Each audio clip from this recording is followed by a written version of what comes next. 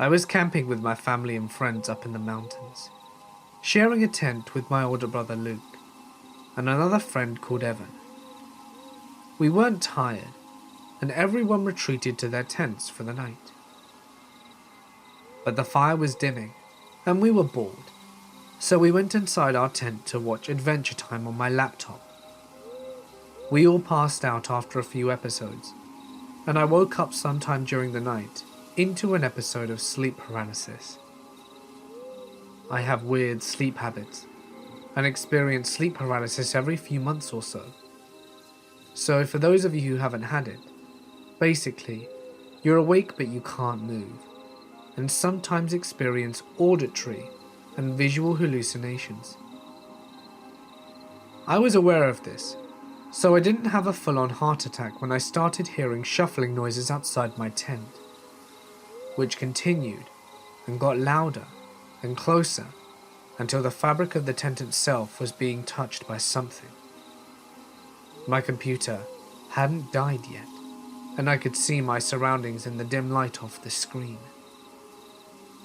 I watched the fabric compress as something pushed against it sporadically about 4 feet off the ground, then moved around the tent towards me. I watched 3 distinct impressions follow this creature around the side of the tent. It looked like a claw. I was terrified and filled with adrenaline, but another part of me remained calm, assuring my body it was all a dream. I couldn't do anything, so my fear was pointless, but I continued to observe it and my sleep paralysis began to fade, and I realized I could move. No longer so was I convinced I was dreaming. I reached over and shoved Luke awake. I tried to get him to look, to see if there was really something out there. But I must have sounded like I was sleep-talking because he just rolled over and went back to sleep, waving me off. Eventually the rustling stopped, and I was tired and groggy enough that I fell back asleep. In the morning I'd completely forgotten about it. That's until my brother-in-law said to us, "It's a good thing we put the dog in the car last night. There was a bear here," whilst we were sleeping. Dean pointed out the tree where we'd strung up our trash and saw the fresh, gaping claw marks about 9 feet deep up the trunk. That hit me hard. I had seen the bear and calmly watched it test the fabric of my tent 12 inches from my face. I went camping with the summer program when I was 16. 12 other guys being managed by 4 adult men, and we were having a great time. S'mores, hot cocoa, campfire stories, the works. We all had to be in our tents and either sleeping or awake, but quiet, by 11. I was in a tent with 2 other guys, staying up later and just talking typical teenage guy stuff.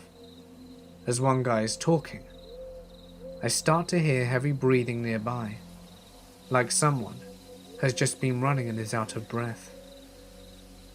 I ignore it and keep listening. I figure I'm just a weird kid hearing things, or that one of the guys in the next tent is making the noise whilst he sleeps. Then we hear, "Please, help me," from outside. It didn't sound like anyone in the group. It sounded like an old man out of breath. We all went dead quiet and listened to this guy's breath, then asked again with a whimper at the end. I don't know what possessed this guy near the front of our tent, but he turned on a flashlight and opened the inner flap, but kept the outer zipped and looked out. We just see a pair of bare, old and scabbed pale legs standing there.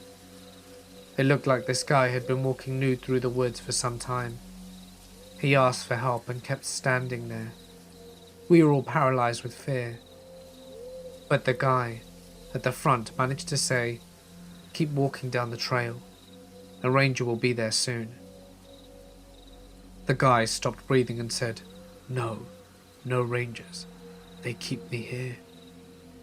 It was at this point someone else finally spoke up. A chaperone came out of his tent with a flashlight and cautiously asked him how long he'd been there and what happened to him. The old man didn't answer, just started sobbing and ran off into the woods. We saw by the flashlight that he was completely naked and emaciated. This was maybe 7 or 8 years ago, when I was 20, and in a really bad way. I had been screwing up my life via heroin for the past year. But after a lot of help, love and luck from friends and family, finally, I was getting my head cleared and was almost there, above the black tar hell I had gotten myself into. I decided to get out of the city and drove 2 hours out to a smaller town in Missouri, where Google Maps told me a small campsite by water was. I knew that there shouldn't be very many campers because it had just gotten cold and was around 40 or so that night. Nearly there, as I'm driving down a misty morning road, just a picturesque straight 2-line highway. There's this object laying in the road about half a mile up. I slow my approach and can see this shaggy mutt just hanging out. I stop and rolled down my window right next to it, and she came up, licked my hand and wagged her tail a bit. She seemed to expect something of me. She had no tag, no tattoo for Chip, and was just a dog with no name. Naturally, I popped open the passenger side door for her, and she was so glad and hopped in.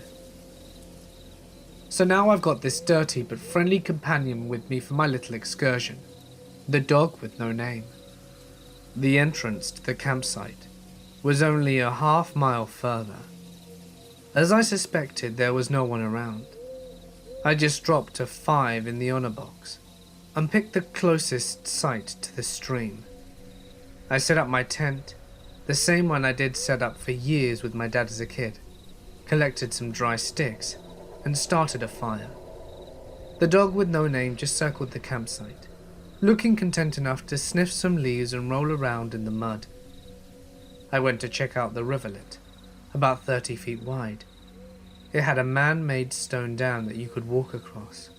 To the west was the deeper part of the river, sort of pooling at the dam, then maybe an 8-foot drop to the east into calmer streams. Instantly, I wanted to go on, cleanse myself, symbolize, baptize, whatever. I grew up Catholic, so that kind of shit runs through my head to this day, though I'm far from religious. The dog sees me scoping out the whole time from the campsite. I can't bring myself to do it though. I'm hugely disappointed in myself. But it's cold, it's brackish, and I don't have a towel. So I go back up to smoke some cigarettes, eat hot dogs, and pet the dog with no name. Night falls quickly after all this meditation, and I roll inside the tent to sleep. My buddy sleeps inside the tent, next to the sleeping bag. This dog was awesome. And I wake up in the middle of the night for no reason. I can't put my finger on it. And my main source of warmth, the dog with no name, is missing. I slide out the tent, as I assume I left it unzipped, and there she is, just sitting there waiting for me in the pitch black, wagging her tail. I feel very strange, like something is happening here, and someone/something is telling me to get back down to the river and do the damn thing. We walk down the short trail together, surrounded by Missouri black. It's even colder than before, but I start to strip anyway, standing on the chilly stones of the dam. The dog with no name sits on the edge of the river again, just watching me, a slight wag. I'm now stark naked as can be, staring into this black pool that looks like supernatural ink. I should mention here that I hate swimming in the water. I can't see the bottom of it, and my fearful imagination takes over and I freak out. In other words, I stand naked on the dam for over 10 minutes. before I finally mustered up the balls and just dive into the blackness.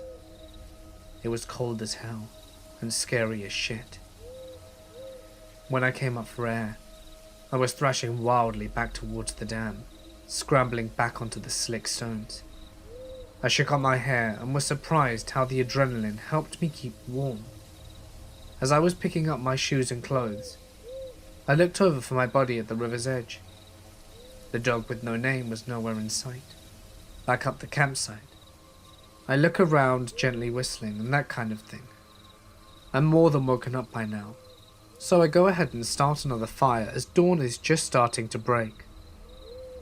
I have another hot dog for breakfast and figure I might as well pack up and leave. This trip feels more than complete. I start my car up and check my phone. There is an hour time difference between the two. This happens to fall on daylight savings time. I'm not calling it a supernatural rip in time, but it's funny it was the night this went down. In fact, the exact time would have been around 3 or 4 a.m. that the dog disappeared. So the dog never showed up again, and I never shot heroin again.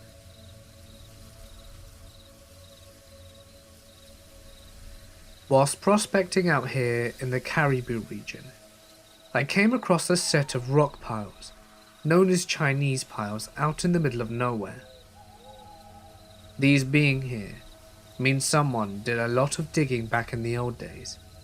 So I started working, and after an hour and a half had about 10 grams of gold and was having a happy dance when I noticed the small standing stones on each of the rock walls. Each stone had several Chinese characters on them, and in a moment of dread, I realized that they were graves. I put the gold in a glass bottle I found nearby and left it behind. I also took down drawings of the symbols to show to a local historian, who later confirmed my suspicions that yes, they were graves, and they likely hadn't been seen in over 150 years.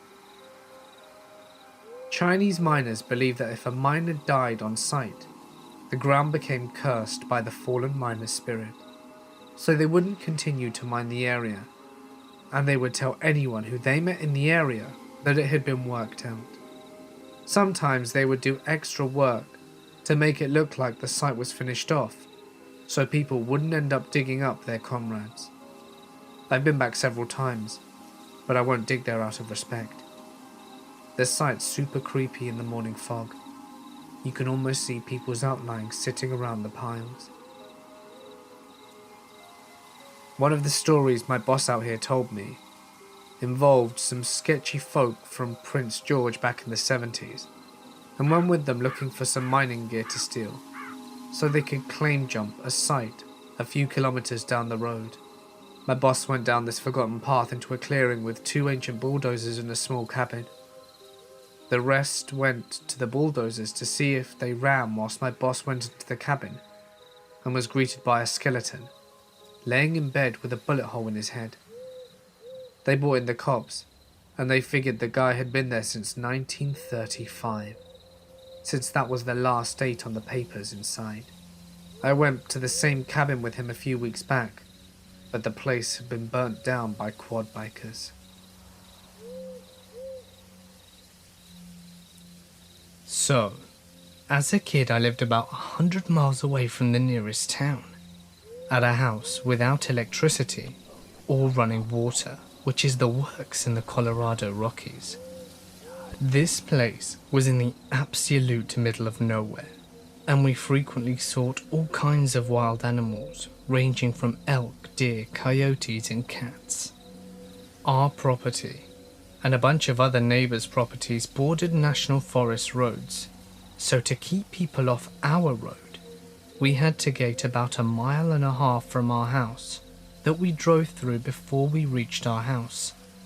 This time of year, we are the only people up there, as all the other homes are hunting cabins, long empty by this time in late winter. Now, this was not the type of gate that you could drive around if you forgot your key. There were tons of trees all around it, with barbed wire, ditches and such, so anyone wanting for off-road around it would basically have to build a new road around this gate. Well, one night, my mother, brother and sister and I pull up to the gate and we cannot find the key. It's gone. So one of us, i.e. me, has to walk all the way back up to the house in the pitch black to fetch the spare key and make their way back down. Now, it's recently snowed in January and it is totally dark. You can't even see your hands in front of you dark. And with the new snow, you can't hear anything either. There are a few clouds in the sky, on and off to let some starlight through every once in a while. But it's dark, and of course there isn't a flashlight either. So off I go. First you walk through around 200 meters of trees, then it opens up to a huge meadow, which then narrows back down again to trees for another 200 meters, and then opens up again into another huge meadow, which on the other side of is our house. I set out and everything seems fine. I'm just irritated that I have to do this. I'm about 15 years old at the time and a little angsty teen that is peeved off at the slightest chore.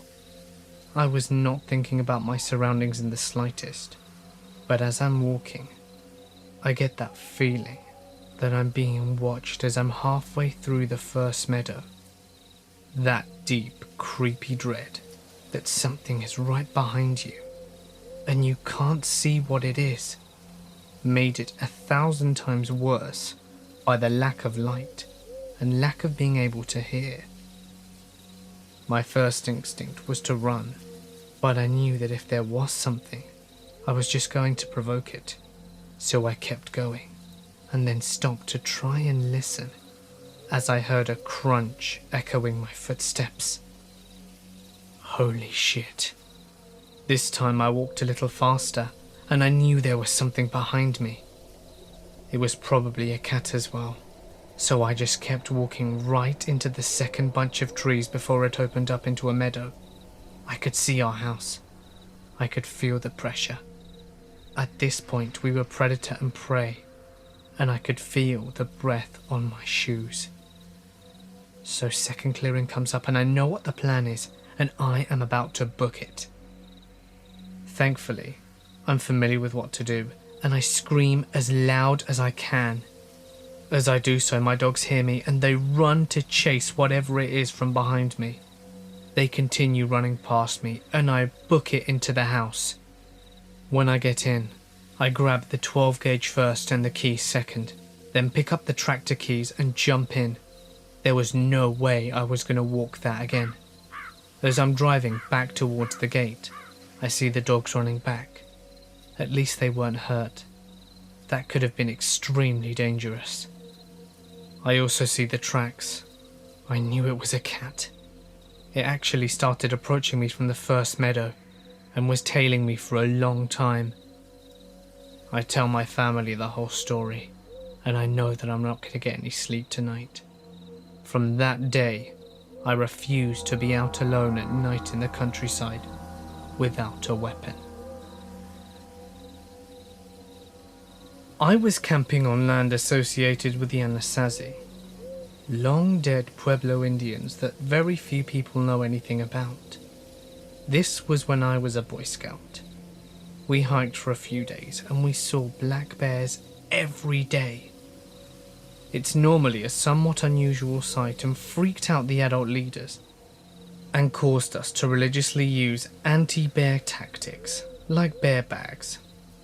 Not totally related to the story, but it slowed us down, which led us to the events here. Anyway, we camped in a wood cabin at the bottom of a plateau, and the local rangers told us a bunch of spooky camp stories about the plateau and its relation to the long-dead Anasazi people.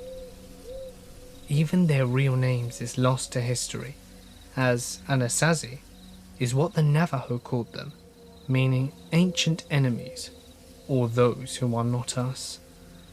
Another part of what they told us that stands out is that the Anasazi were obsessed with ravens and possibly crows as well, and a lot of their superstition revolved around massive raven people and people with raven heads, stuff like that.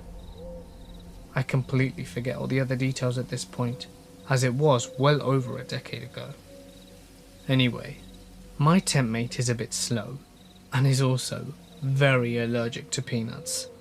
He ends up eating some of the pre-packaged food that contains a copious amount. That, combined with the ongoing poor planning, fear of bears and sloppy leadership, causes the adults to decide to camp out on the plateau rather than keep going. On this scout ranch, you're only supposed to camp outside the designated areas and never on the particular plateau, just because of the geography and the environment. But forget the rules, because we do anyway. We set up camp, eat, lay the bear bag, and head off to sleep. That night, though, was the craziest thing. I could hear so much thunder, and so could my tent mate, but absolutely no rain, like insanely loud. My tent mate and I were terrified. It could have been heat lining, but it sounded impossibly close. We're terrified. He, the braver one of the two, actually goes out to check. As he opens the flap, I see the forest behind him. He comes back a few minutes later, and the thunder pretty much stops at the same time. He looks at me and goes to bed without saying anything at all. It's not unusual in itself. He could be pretty slow and non-social, and likely had mild autism in hindsight. But the next day, we wake up and a ton of things popped red flags. Firstly, our tent is facing an open field, which is very strange, because yesterday we both saw forest from when he left the tent to check. Second, no one else heard lightning that night, except for us, which was absolutely crazy as it was loud enough to wake everyone on Earth. Remember how my tent mate checked out the thunder as well? Well, he had no recollection of what he saw. He woke up confused, saying that the last thing that he remembered was just stepping outside. The good part though, the guy in the tent next door brought this up before we did. He also decided to get up and check it out, and he claims that when he stepped out of the tent, there were no trees anywhere. Just extremely long, tall pole objects, almost as if there were thousands of stilts. When he looked up, he also said that there was no lightning visible, but it was super bright, full moon on steroids bright. He also claimed that he had seen flying, winged, pitch black objects, bigger than cars, and they looked like they had wings on them and that they were round. He dove back inside and doesn't remember going to sleep or the noise going away. Remember the giant raven myths? I did, and I was scared shitless. I wouldn't have believed him if I hadn't have seen the trees and heard the thunder for myself. About 10 years ago, I was working as a private investigator. It sounds cool, but it actually isn't. You spend about 3 to 5 hours each day driving to your cases, stake them out in a blazing hot car with the engine off for 8 hours, and then spend 1 to 3 hours in a hotel room writing up your reports before finally getting some sleep and doing it all over again. I did this job for about a year after completing my training to be a medic in the Army Reserves. I was young at the time, so the idea of making $50,000 a year and travelling all over the country whilst living out of a suitcase seemed appealing to 19-year-old me.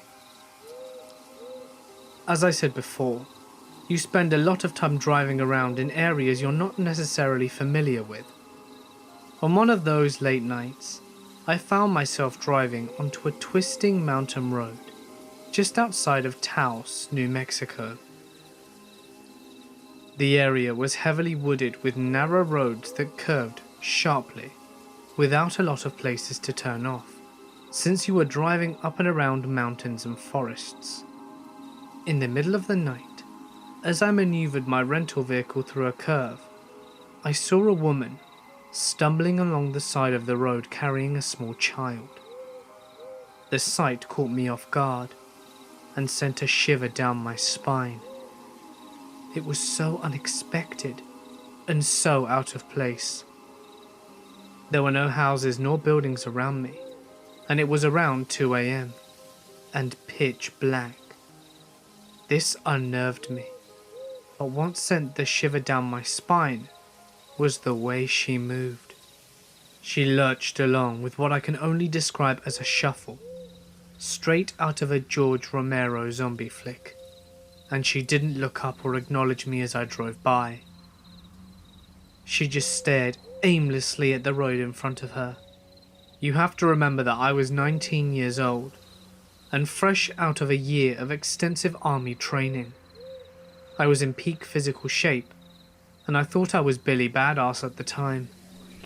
I had spent a month working in trauma centers as part of my training, so I still don't often get freaked out or scared, but seeing this did scare me. I drove on for a minute or two thinking about what I'd just seen. Who was she? What was she doing here this time of night? How did she get here? The more rational part of my brain took over, and I came to a horrifying realization. I had been driving for about 1.5 miles past her, and I hadn't seen any homes nor businesses, nor had I come across any places to turn off since I had seen her. And it had been about 10 miles since I had come across a place to turn before I saw her. This wasn't normal. Something was wrong. I realized that she had to be hurt or in trouble. Perhaps she'd been in a car accident and was in shock. What if the child she was carrying was hurt? I was a medic. I had trained for a year to help people. Sure, I was scared and unnerved. But how would I feel if they later died of exposure out on the mountain, and I was too much of a coward to go back and help? Wouldn't I also be scared the first time I saw combat, when my friends were depending on me? I had to man up and turn around. And as soon as it was safe, I did so. I drove back to where I'd seen her, half relieved and half horrified when I could not find her. I traced the road 6 times. Where could she have gone? There was only a small area on the side of the road and guardrails for miles. I drove, turned around and drove, and turned around and drove, and turned around and drove again. I was obsessed with finding her. Part of it was out of concern for her child. Part of it was proving myself that I was doing the right thing, even though I was scared shitless. After a while, however, it became about me proving it to myself that I wasn't actually going insane. I spent hours looking for her. Eventually I stopped my car and started walking along the road, looking for any signs of her or any disturbance on the mountain to indicate that a vehicle had crashed off the road and down a mountain. I walked that entire 3-mile stretch of road in pitch black with a flashlight, at times yelling like a madman, listening to every twig and echo with bated breath. I didn't even care about my deadline or my next case. I was sure of what I saw. I wasn't crazy. I wasn't seeing things, and I wasn't overly tired. I saw her stumbling down that road, and there's no doubt in my mind. But there was nothing. Even when the sun came up and I drove to the stretch of road again 6 times, there was nothing, and there was no way for me to explain it, even after countless sleepless nights in the 10 years since devoted to it. I don't believe in ghosts. I saw this bullshit documentary and laugh away their evidence in stupid orbs like the rest of you do. But I also don't know where the hell the stumbling woman and her child came from, or where they went. So, on the off chance that you were stumbling down a windy road in Taos, New Mexico about 10 years ago with a toddler in your arms, please, tell me what happened, where you came from, where you went, and that you were both okay. I've been puzzled for a decade now. I used to regularly walk portions of the Appalachian Trail, and usually take a week or two by myself. Anyway, at one point I was coming over a pass and saw a figure on the trail ahead. Seems to be a lone young woman. It's twilight and the moon will be bright. I have solar rechargeable lamps, and I yell ahead, "Ahoy!" She doesn't break stride or pause. Being on the trail, people are friendly and cooperative. Looks like she's had a bad day, and no tent. Now sure, I like to sleep under the stars, and I usually hike with a hammock and a rainfly, but something seemed off. We were way out here. The last trail shelter was a few miles back, and we were on a very heavy bush cliff. Nowhere you want to camp for the night. I figure she might be wary of strangers at night, so I keep my own pace and don't really pay much more attention to her until she disappears over the next pass, and I realize she's walking this trail. Now dark, with some moonlight but heavy tree cover, without a torch, lamp or any personal light source. I'm getting worried about this girl. Remember, we are walking with a sheer cliff face a few yards away from us, and conditions aren't perfect. Roots, dirt, mud, moss, rocks, anything can trip you up. So I pick up pace and hurry over to the pass. She's nowhere, and there's a clear line of sight probably 200 yards ahead, and she's nowhere to be seen. But then I see a torch in the distance. Red lamp. Actually, there's two now that I'm getting closer. I flash my torch, and they flash theirs. I call ahoy, and a man and woman respond. We finally meet up and do the whole meet and greet, exchange trail names and chat for a bit about what's ahead in our paths, since we were walking opposite directions.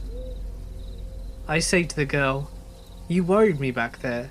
I saw you walking without a light and then you disappeared over the pass. I'm sorry I spooked you. Didn't think you were that far off though. Must have run like crazy to cover as much ground." She looked confused. "What are you talking about?" I explained everything, and she said that she hadn't seen anyone on the trail for at least 3 miles. There was no one reported missing, no abandoned campsites, nothing. I followed up with state police and rangers. Nothing. Who the hell was on the trail ahead of me? Walking at night with no light, minimal gear, and then to just suddenly disappear when there's only one way to go along the trail? I'm still clueless. I used to work security, and several years ago I was assigned to a remote construction site where a summer camp was being built. It was quite literally in the middle of the woods, roughly 4 or 5 miles into the forest, with only a single access road that they'd been using to haul equipment and supplies and such. My job was to provide overnight security, doing a foot patrol of the entire area. The patrol covered around 2 miles, roughly once every hour, and then going back to my post, which was a tiny wooden shack not much bigger than a payphone booth to fill up my logs. Other than the occasional black bear, coyote or bobcat, it was a very boring assignment, with one exception. I was doing a routine patrol one night near the end of my shift, around 3 AM or so. I just passed the gate, where the access road enters the site, when I heard an extremely loud, piercing scream that seemed to have come from a distance down the road. It sounded like a woman screaming in absolute terror, and at this point I need to clarify. I hear bobcats pretty often around my house, and encounter them occasionally whilst working in remote areas.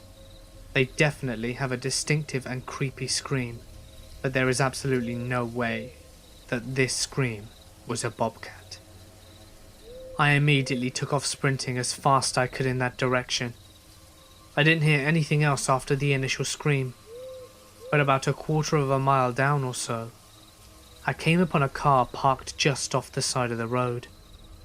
There was no car in sight when I'd come through on my way to my shift, so it had to have been parked there fairly recently. Not running and with no lights on, and no doors open nor anything. I called out to see if anyone was there, but got no reply.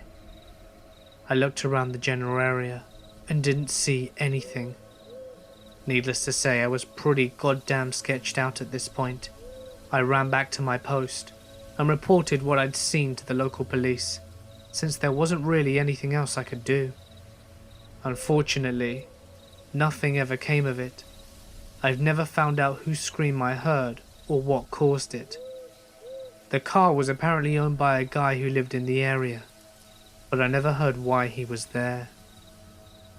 My supervisor suggested that maybe I'd heard a mountain lion or another animal screaming, but I've heard those animal sounds before, and although they're definitely freaky, there's no mistaking an honest-to-God human scream. A friend of mine and I were hiking through the woods. It was dark out, and we were beginning to head back towards home, when something came across the path by a fallen tree.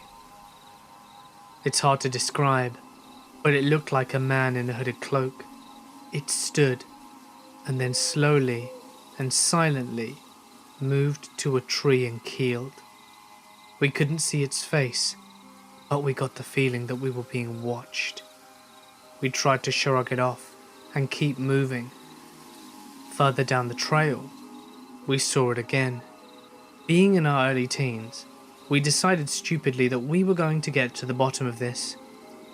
So we started after it, and it started charging. We screamed and it stopped, and then took off into the woods. Feeling brave again, I grabbed a big spear-shaped stick and took off after it.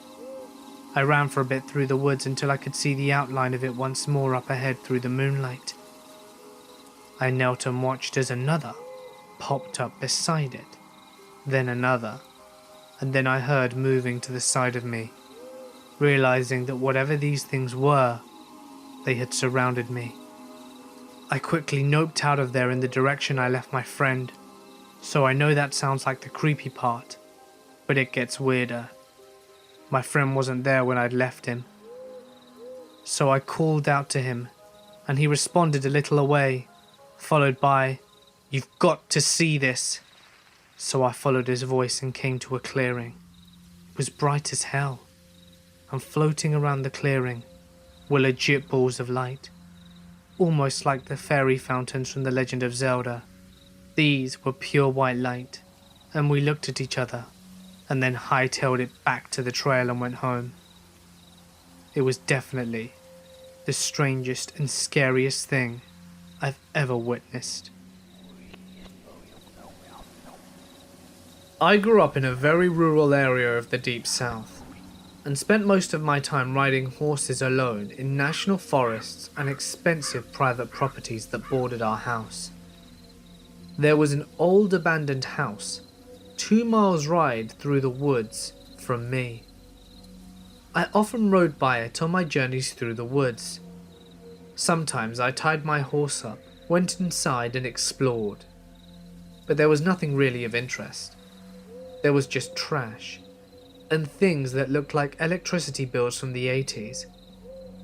I think an old woman used to live there based on some pictures that I found. Time went on, and I went away to college, taking my horse with me. I no longer rode past this abandoned house after graduating my college, and my horse and I moved back home for a little while, and I decided to go back to explore the area again.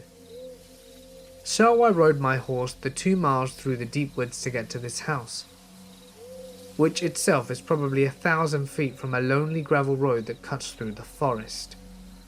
It is very secluded and almost creepy. The house is about 3 miles away from a paved road. I am less brave than I used to be, so when I entered the house I felt out of place and slightly scared. But I used my cell phone light to explore the rooms anyway.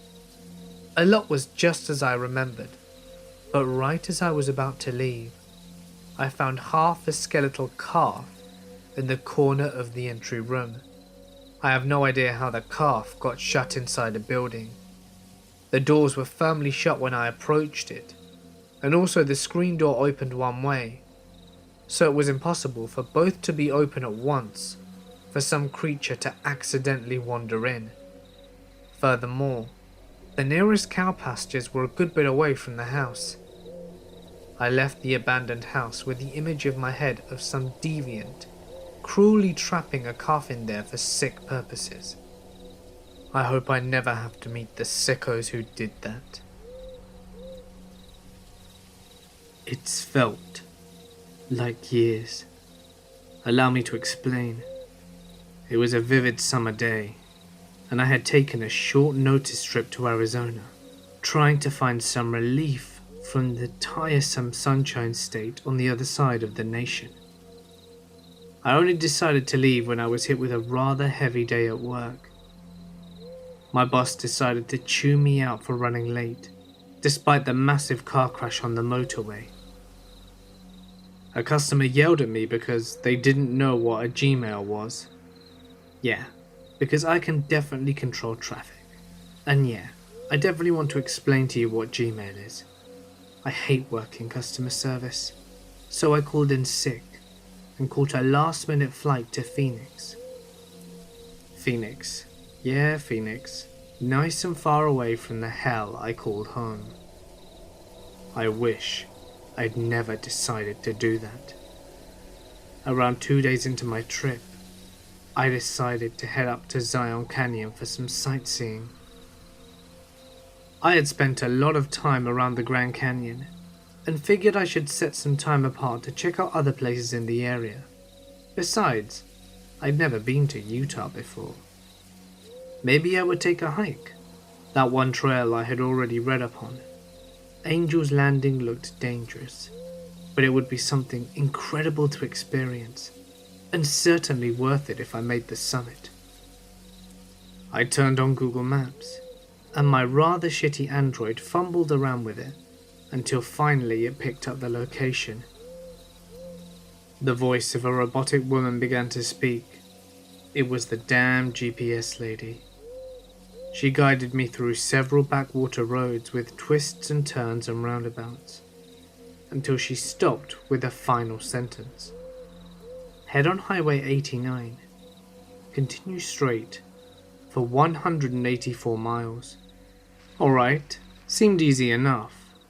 As I finally approached the highway, I was absolutely in awe by the view. No more buildings remained. Only the wild, barren landscape of the southwest.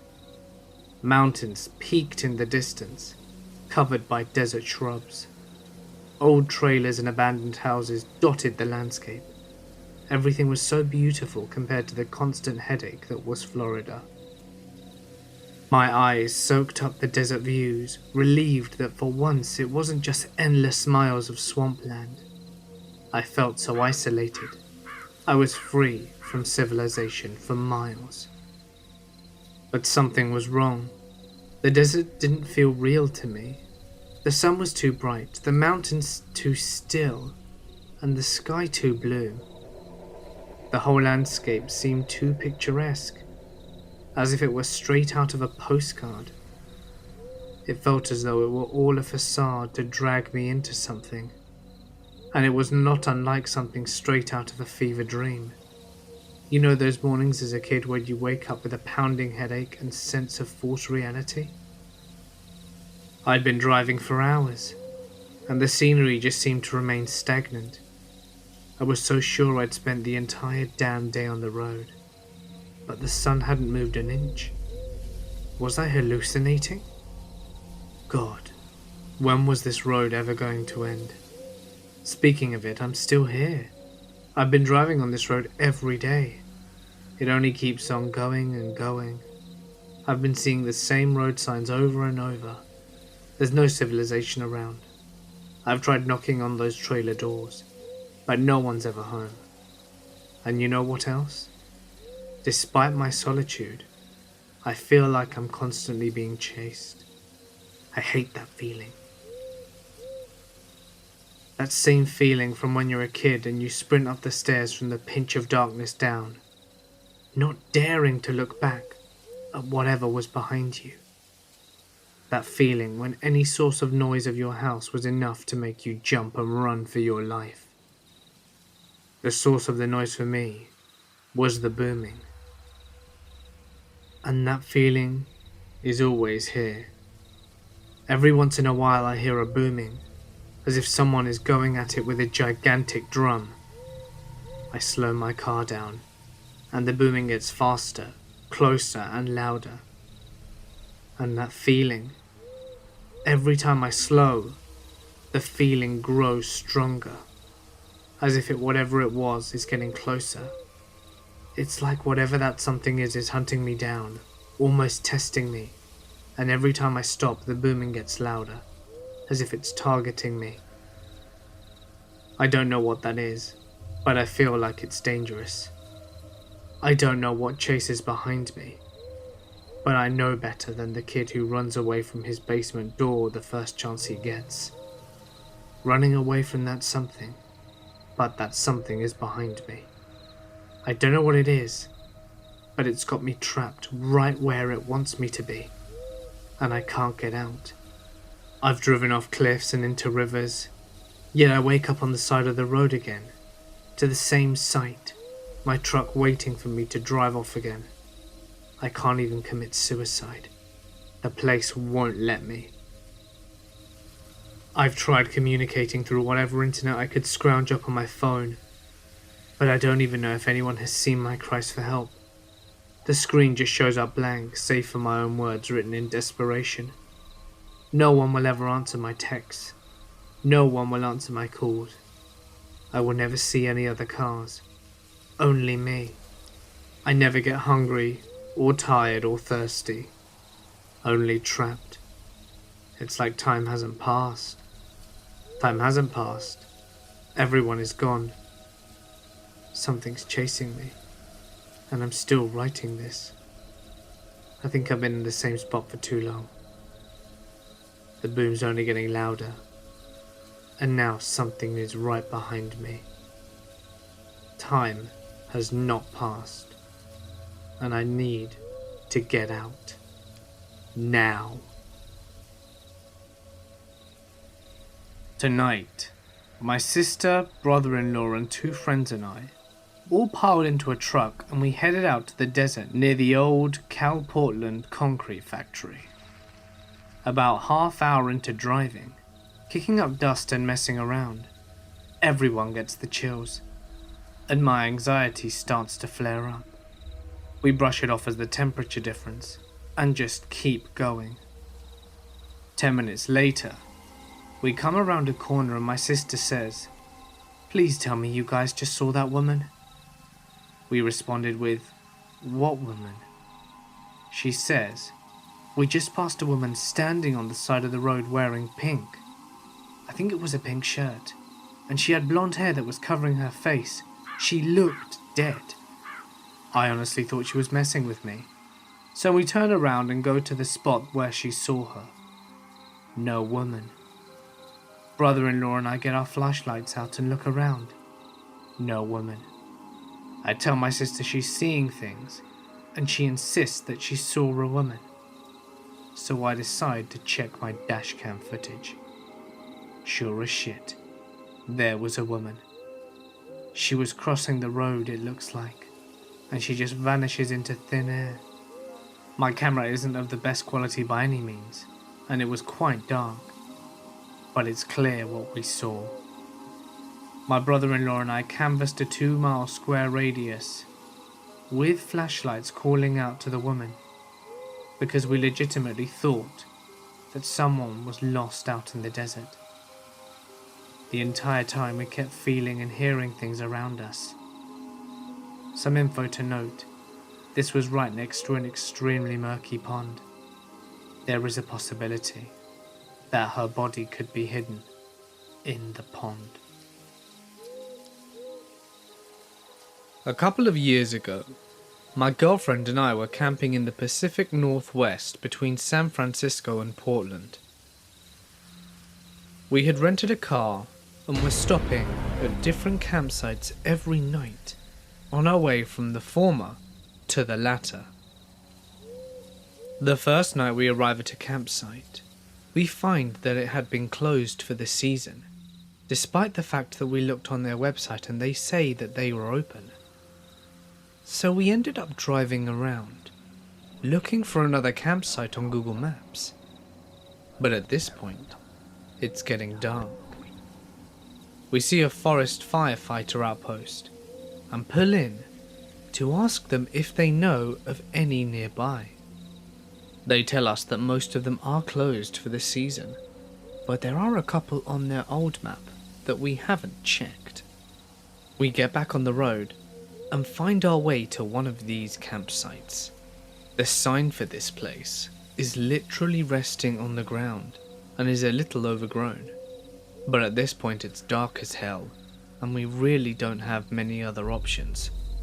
As we pull our car into what we think is a spot, we see a few other tents nearby, so we take it as a good sign. We get out and start to set up our things, when immediately, things begin to get strange. Two guys walk directly through our spot, and strike up a conversation with us. Both are looking a little rough. One of them has a zip-up hoodie without a shirt underneath, and I notice that he is extremely skinny. They're also both really dirty and have messed up hair, but hey, we're camping. They're both speaking very fast and seem kind of nervous. They tell us that they're actually seasonal workers nearby and are staying at this campsite to save money whilst they're there. Whilst we're talking to these two guys, a decade-old white Mercedes pulls into the campsite with all four windows blasting rap music. The driver and passenger look like some real ICP enthusiasts. They look around quickly and leave immediately. At the time, I thought they were probably looking for a campsite too. The two rough dudes also leave, and we continue setting up camp. Not too long after, we get another visitor. This time it's an older woman, with a 3-pack-a-day voice. She's nice enough, but also asking us some pretty weird questions.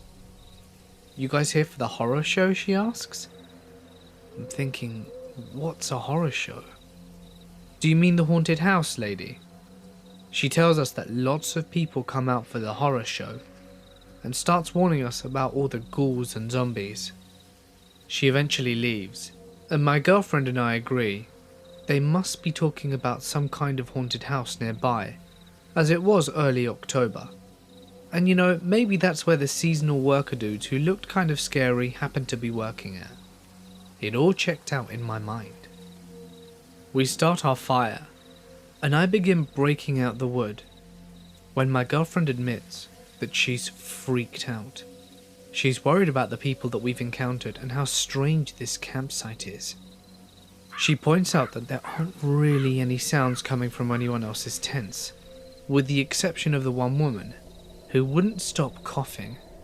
No music, no children, laughter, nothing. I'm starting to believe her. But at this point it's pretty late, and we don't really have any other options. I'm also thinking that if the campsite is weird, it's just some harmless weirdos. She seems pacified by my confidence, and we continue making dinner. It's at this point a bunch of really weird shit starts happening. The two dudes we met right when we got there emerge from the woods without any source of light and without saying a word, walking straight into their tent. They have a very short and heated discussion which I can't make out. One of them storms out of the tent and walks straight towards the older woman's campsite, making eye contact with me for an uncomfortably long amount of time. He then climbs into the cab of her pickup truck, and I realise there's already someone in there, and likely has been for some time. Probably the woman. You can tell that they start smoking something from when the lighter flickers. This strikes me as especially odd. You smoke cigarettes in the car? Probably not. Pot? We're at a campsite in Northern California, and I'm pretty sure there aren't any kids around. Why go into the car to do that? Then it hits me like a sack of bricks. It's meth. They were all smoking meth, and the woman was probably dealing. The level of comfort she had established in her campsite indicated that she'd been there for a while. Meth explained why everyone was looking like emancipated zombies. It explained the juggalos driving through, getting spooked and leaving. It explained the strange erratic behavior and constant coughing from everyone. This was clearly some sort of live-in meth village at a closed-down campsite in the backwoods of Northern California. It's at this moment that I realize the second guy is skulking around the edge of our campsite, clearly trying not to be seen. I conceded to my girlfriend that I also wanted to leave. We packed up everything very slowly and normally, trying to make it look like we were just putting away food and putting our fire out for the night. With only the tent left, I tell my girlfriend to get into the car and get ready to back out of the spot. The second I pick up the tent, the woman's truck starts up and her lights turn on. They were blindingly bright circular lights on a rack. I throw the tent into the trunk as fast as I can and I tell my girlfriend to back up. I'm standing behind the car to guide her, but also making it very clear to whoever's watching us that I have a hatchet. I was so on edge that if Mr. Rogers caught me off guard, I would have buried that thing into his skull. She throws the car into reverse, hits the pedal, and the car doesn't move. I can hear the engine revving, and I see the car lurching, but it's not going anywhere. For a split second I think they've slashed our tires somehow. This is how horror movies start. Suddenly it hits me. The parking brake is likely on. It was. She backs up, gets on the main path, and I jump in the passenger seat. As we drive out there, we can hear them start screaming about something. Once we get onto the main road, we do a Chinese fire drill. And I drive down the road at warp speed to the first bed and breakfast that we see. It was lovely. It was June 1987, because it was the baseball season after the Bill Buckner disaster. My girlfriend's parents owned the place. It was in southeast Idaho. It was a pretty big place with lots of acreage.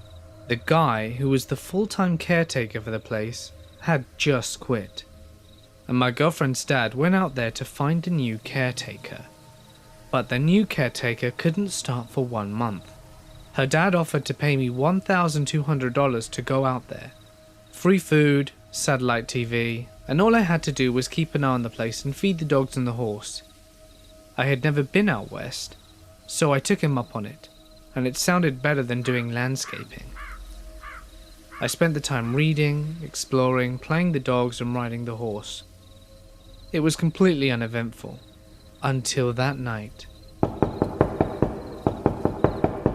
After the knocking stopped and dogs stopped barking, I eventually went back to sleep. I didn't freak out that much because there were 2 German shepherds inside with me, and I had a gun. I kept it on my nightstand. I had been drinking a little but was not drunk by any means. There were several neighbours that were a few miles away. I was kind of thinking that someone had just driven down the wrong driveway. Next morning at the crack of dawn, I opened the front door to let the dogs out and see a white Chevy Nova sitting in the driveway. It was near the small cabin for the caretaker. The cabin was around 100 yards from the main house. I called my girlfriend's dad and asked him if he knew anyone with that make or model of car. He said he didn't, and he called the police directly. Police show up, ask me a few questions, and walk around the property for an hour or so. The car was locked, and the police had it towed. I have no idea if it was broken down or not. There was only 1 set of tire tracks coming into the house. A few days later, my girlfriend's dad called me up to say the guy who owned the car was missing and to call the police if anything weird happened again. I have no idea who the guy was at all.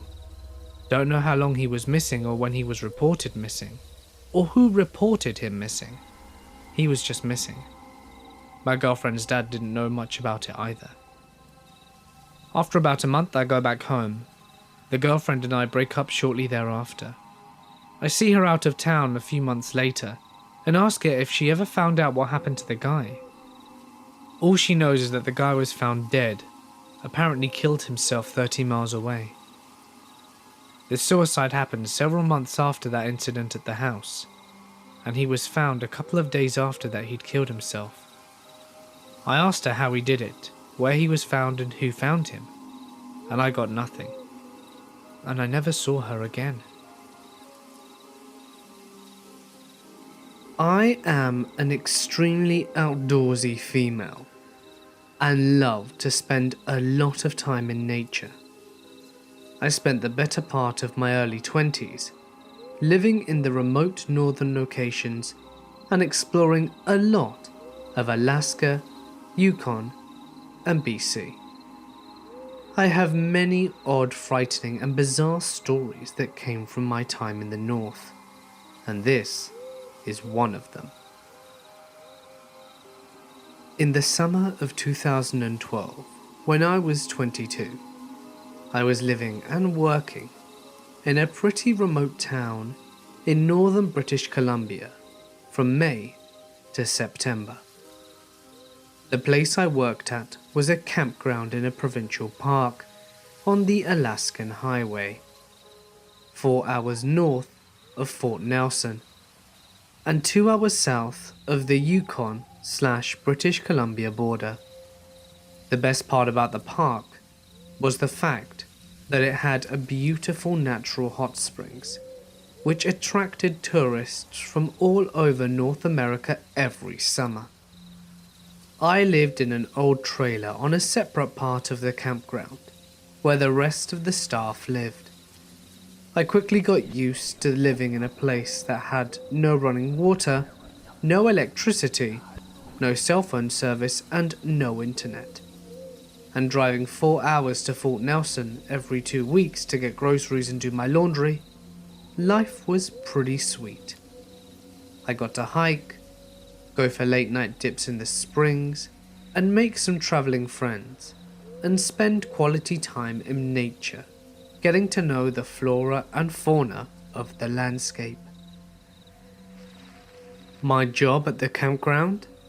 Park facility operator, which was general maintenance and cleaning of campsites, as well as gatehouse attendant, wildlife interpreter, and sometimes I had a few security shifts here and there. The feeling of living in the woods was so completely different than the feeling of living in a city, as far as safety goes. In the city that I'm from, there are people around, and you are aware of the fact that your house or apartment could get broken into, but emergency services are pretty quick to respond, and neighbours are also a big plus. However, in the woods, I felt very vulnerable. The closest police were 4 hours away, and I lived in a trailer that was run down enough that it could easily be broken into. Not to mention it was pretty dark, which made it all the easier to sneak around at night. I was already on edge sleeping every night. The trailer next to mine was abandoned by the previous manager of the campground, after his son had shot himself in the head inside of it. The previous manager had promised numerous times he would hire a company to drive up from Fort Nelson and tow the trailer away, but that never happened. Not whilst I lived there, at least, and nobody seemed to care about it too much. I went into the trailer once, saw the blood and brains were still on the wall, and never went back again. Back in the 90s, there was also a fatal bear attack at the hot springs. We all had to read the incredibly gruesome and detailed police report for our bear aware training. So yeah, unsettling to say the least. One night, at probably around 2 in the morning, I'm asleep inside my trailer and am woken up by a very loud banging on the trailer door. Reasonably shaken, I look outside the window next to my bed, and I see a car with its lights on and 2 men standing at my door. I can feel the blood drain from my face. This is the moment I've been scared of the entire summer. Through the door I say, "How can I help you?" And one of the guys, clearly hammered out of his mind, starts rambling on about something. No matter how hard I try, I cannot understand what he is saying. I say, "Sorry, I don't understand what you're trying to tell me." And the other guy starts frantically trying to explain something in the same drunken state as the first guy. I decide at this point that they don't mean any harm, and I open the door to speak to them. They look visibly shaken, and I can tell that they are desperate for my help, but don't have the mental capacity of a sober person enough to coherently tell me what is wrong. One of the dudes starts telling me a very long story that I managed to piece together through all of his slurring and hiccuping. Basically, he says that him and his friend are on vacation, and they came up from Fort Nelson to party.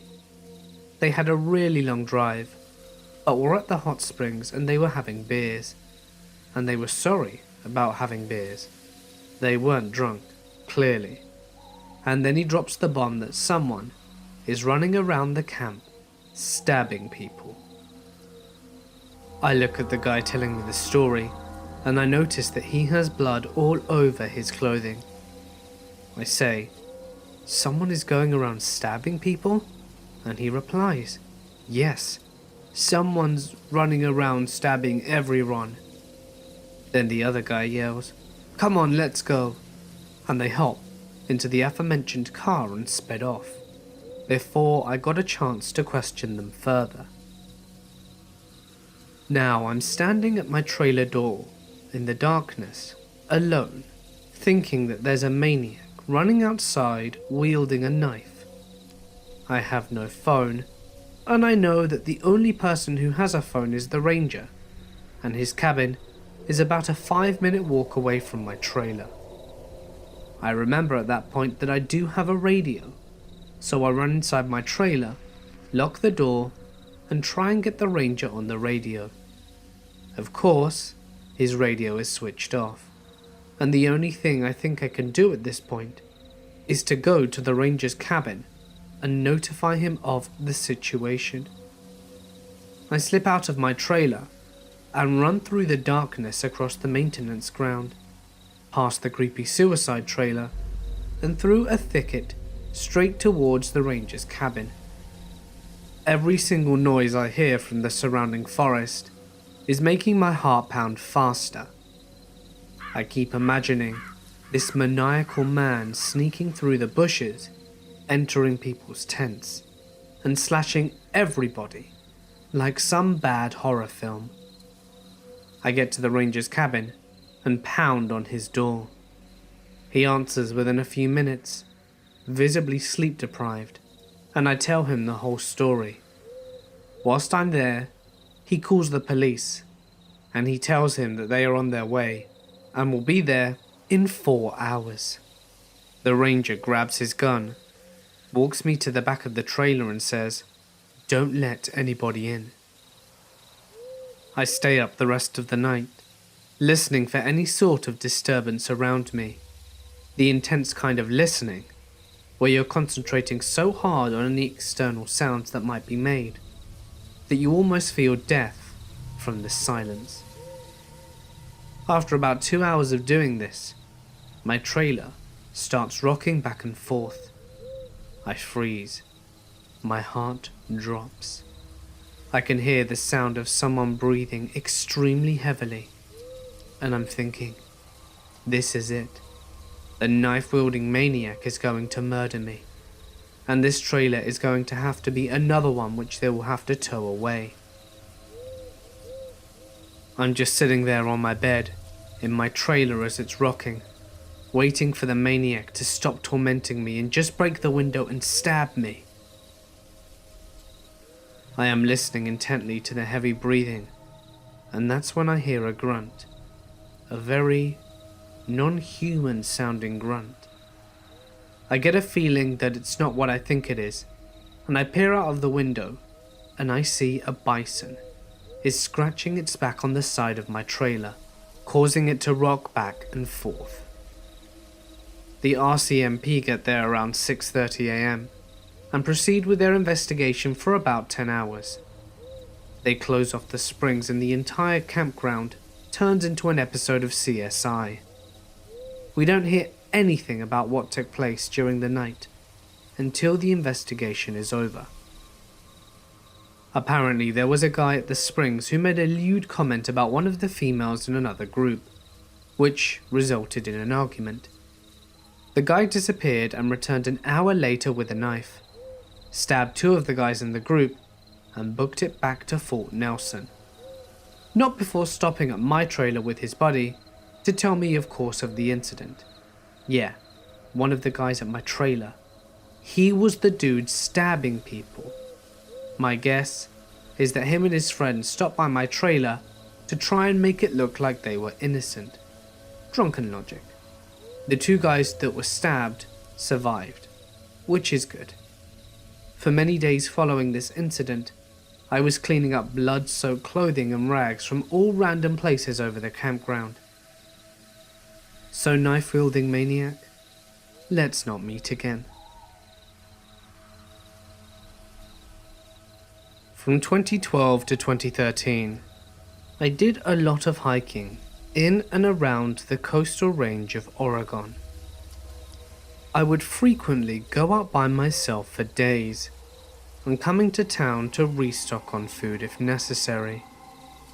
It was commonplace for when I was in town to spend the whole day hiking back the 4 hours to where I was camping at dusk.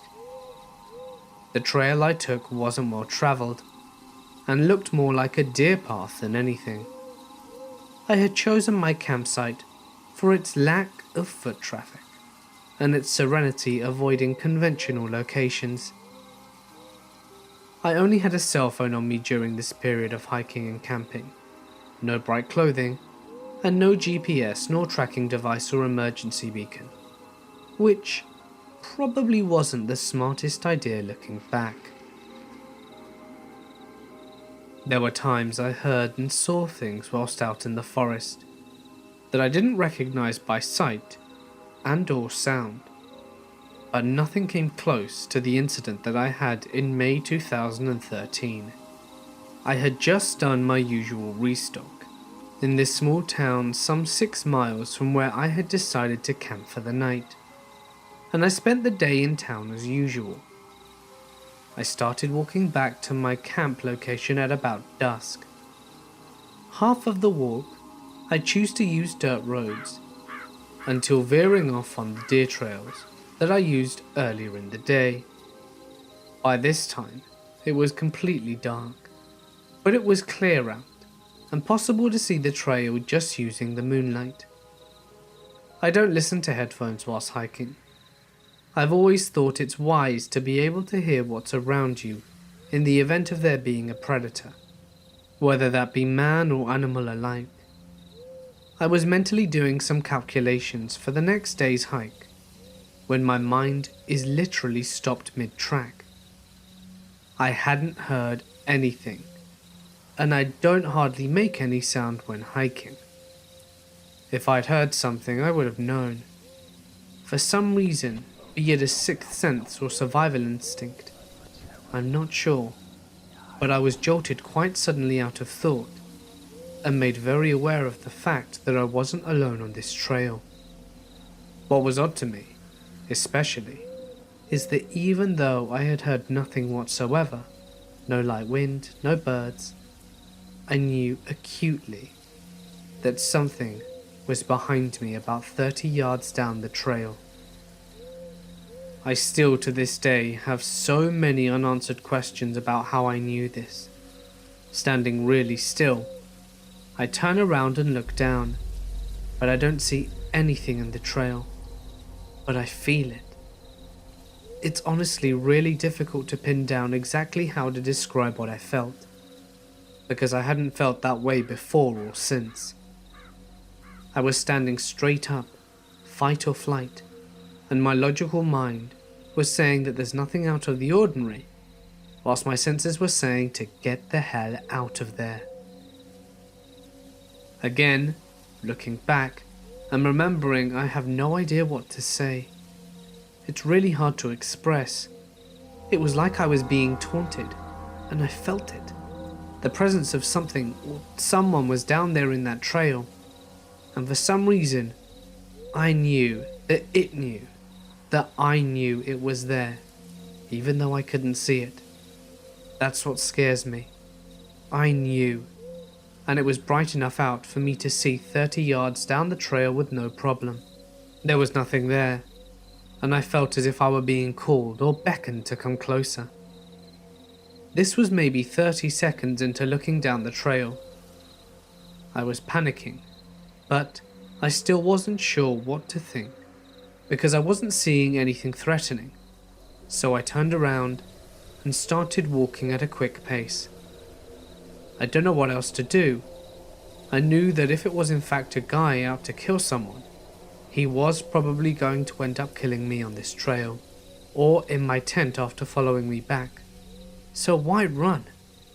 I would say it was not even a minute into the quick trek back that I heard what can only be described as a sound like rushing or swooping air, and then what seemed like a rake sliding across the dirt trail. The former sound happened right after the latter. These sounds happened together at about half a second apart for 4 times. They were very close to me, maybe 20 yards back, and looking back, I don't know how I was able to stay composed and not soil myself, but somehow I mentally stayed focused enough on getting myself back to my tent. I ignored the panic and just kept walking quickly, not looking back. Whoever or whatever it was that followed me, the majority of the next hour, I kept heading forwards and didn't look back. A few minutes from my camp location, the fight or flight instinct gradually but succinctly left, and I crawled into my tent and didn't sleep a minute that entire night. Morning came, and I picked up and left. I grew up on the countryside, right next to a national park, frequently visited by nature lovers and bird enthusiasts. It was the kind of park where you're not really allowed to bike or ride horses, only walk or run. But 10-year-old me felt that this was a stupid rule, and so I did anyway, because the trails were perfect for it. I knew fully well that I wasn't supposed to do that, and was caught a few times, but nothing much came of it, apart from a half-hearted, "Don't do it again," and of course I did. Until one day, something frightening happened that made me stop. My family were horse breeders, and I would often take them on horse rides, usually into the Forbidden Park. This day, very early in the morning, the first day of summer holiday, it was beautiful outdoors, misty and foggy, yet a sky that promised a sunny day ahead. Since it was so early, before 6 a.m, I knew that there wouldn't be anyone on the trail to see me. So I set the horse off at full speed along the trail. I only slowed down on the part of the trail that got steep on one side, leading down to the river, because the thought of one step too close to the edge was too much even for a kid with next to no non-existent risk assessment skills. Suddenly the horse came to a halt and refused to take another step. I grew up with horses all my life and knew that this usually indicates that you need to investigate. Is there something with the hooves? Did the horse spot something that spooked it? So I checked and the hooves were fine, but the horse didn't move an inch.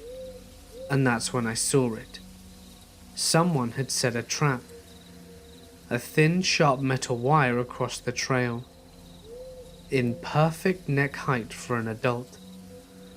I stopped and looked around, but didn't see anyone. The wire was well attached to two trees and impossible for me to remove, so I led the horse around it. And, to do so, I had to walk up a bit into the wooded area on the side of the trail. That's when I heard the singing. The song is called Hey Tonte Gubar, and it was that particular melody, but the lyrics were different and sung in a muffled, sniggering voice. Imagine Smeagol from Lord of the Rings. Today I only remember parts of it, but translated it would have been something like, "Hey, all you runners come here passing, let the lifeblood pour out."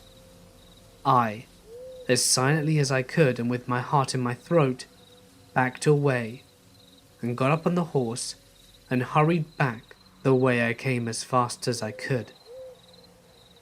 I knew I had to tell someone about it, but at the same time wanted to avoid admitting to riding a huge and very forbidden horse on those protected trails. So now I had a problem. The old stories about a mad old man living in the shed in the woods, a shed that was once a cottage for a local hunter, came back as I hung on the horse for dear life. I got home and told my older brother what had happened, and he went back there with me in tow. We found the wire trap, and after a while of searching, we also found a spear-like pole in the ground, right on the spot that you'd land after you came running and jumped over the fallen tree on the trail. That's when we called the police. The area was searched and several similar traps were found, but no sight of the old man. The following summer though, there was big news in the local paper about spear-like poles being found right under the water's surface, directly under the little tower you're supposed to dive from at the lake. And black garbage bags filled with big rocks were found on the narrow bridge crossing the river, so that if a car had hit it, there's a chance that it would have gone off the road and straight into the water. When I was about 10, me and my friend were walking on a road near the river when we spotted a tipped-over canoe. Having been in the fairly shallow river many times before, I didn't think twice about stepping in to push the canoe up and out. But just as I leveraged, the ground seemed to disappear. I was sucked down into a pit and tumbled around like a rag doll, only to be spit back out maybe 20 feet downstream and sucked under again. This happened over and over, as my friend was running alongside trying to get a hold of me. Luckily, I was being shot to the surface often enough to get a little air before going under. He eventually reached me with a branch, and I was able to get out. We didn't make a second attempt on the canoe, and didn't tell anyone about the experience for fear of getting in trouble. But a couple of days later, we learned that an elderly couple had just drowned upstream. Their canoe tipped over, and the undertow took care of the rest. I was nearly killed trying to get the same canoe that had just killed 2 people. I was about 13 years old, walking through a small section of pines back to my grandmother's house. It was a really dark and cloudy day, and was walking under the trees as it was very dim. As I walked, I saw a kid sitting underneath a tree ahead. This was a relatively rural outskirts of a small town, and there were only a few kids that lived around. I walked up to him to see who it was, as I didn't think I recognized him, so I stepped closer. It was a young boy, head down, gaunt and skinny. He was wearing burlap or wool pants, a ragged dress shirt, both very dirty and dingy. He had what looked like 2 little tin can wagons or cars, and was pushing them around in the dirt. As I got closer, almost right in front of him, a feeling of absolute dread and sickness washed over me, and all of a sudden, I felt like I was going to throw up. "Hey," I kind of stuttered. He looked straight up at me, and I froze like a stone, ice cold. In one quick move, he grabbed up his wagons and jumped to his feet, and circled around the back of the tree. It was quiet. I felt fine all of a sudden. I walked up to the tree, and he was gone. When I hiked alone frequently, I used to see flashes of colour out of the corner of my eyes. It happened often enough that I learnt to pretty much ignore them. I dismissed most of them as birds, small animals, or my imagination. The ones that still caught my attention were the red or blue ones, and one time, pink. The bright colours were more hard to rationalise away. Carbon Glacier in Mount Rainier National Park, June 5th, 2001. I remember crossing the suspension bridge on my way to the Carbon Glacier, and it looked to be in very poor condition and was missing a couple of boards, forcing you to take a large step. The second missing board was right in the centre of the bridge, where you're furthest from the ground. My sister crossed first, and stopped about 3/4 of the way across. She turned around slowly, looked back at me, and yelled for me to step on 2 slats at a time, as one just broke under her foot. I froze at the second missing board, and it took me several seconds to take that long step across the hole. We decided to use the lower crossing to avoid the suspension bridge after. These days, it was the only way to go since the trail on the other side of the river washed out. We were having a good day talking and laughing and telling stories. My sister was in the middle of a story when a flash of white went past my peripheral vision on the left. I ignored it, but what I couldn't ignore was the fact that my sister had stopped talking. I turned to ask her what was wrong, and she was pale. She said someone was walking up the trail and just disappeared as they approached me. She was visibly shaken and upset. I chose not to tell her about the flash of white, as I had seen it at the same time. We were both teary and shaking and hiked out pretty quickly and very quietly. It took me several years before I spoke about it again. When I told my sister about the white flash, she couldn't remember any of it, as she completely blocked out that day. 2 years later, in an effort to see the standing file account at Washington State, I was given permission from the Highline School District to hike on their property to the old Stampede Pass lookout, now at Camp Woskowitz in North Bend.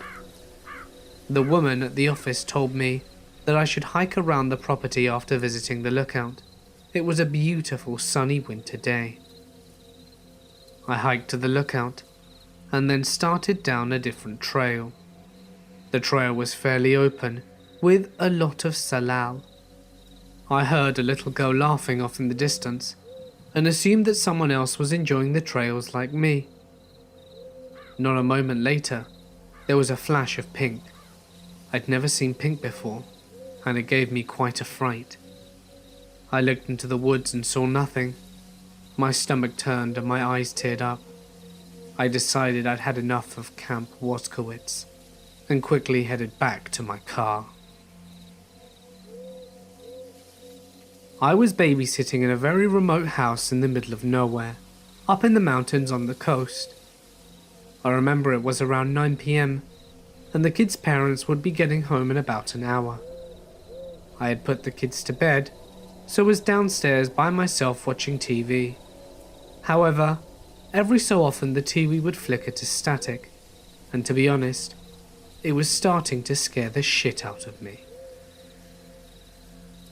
It wasn't until the point where I looked up from the TV and out the nearby window when I lost my shit. There wasn't anything actually outside, but it seemed as if I saw in the reflection what looked like a tin man standing not too far behind me from the couch. Needless to say, there wasn't actually anything there when I snapped my head back to see where it was in the reflection. I grabbed my shit and wanted to be out of that house as quickly as possible. I actually ran upstairs and sat down quietly where the kids were sleeping until the parents got home. I particularly remember that when the parents arrived, I said I had to leave, and I was pulling out of their driveway in my old shitty Ford Laser, and looked up into the kids' bedroom. The same reflection I saw earlier was looking back down at me, with a hand raised as if it was saying goodbye. I never babysat there again. At my grandparents' on vacation to Iowa. They live in the middle of nowhere. Couple elderly neighbors and cornfields for miles. It was around 2 a.m. and I was going to go have a smoke before bed. Their back porch has a big sliding door. Well, I walk into the room with the sliding door, and there's a guy in a creepy mask. He's quietly wiggling the door trying to open it. I got so scared, I felt my butthole clench up, and I dropped my cigarette.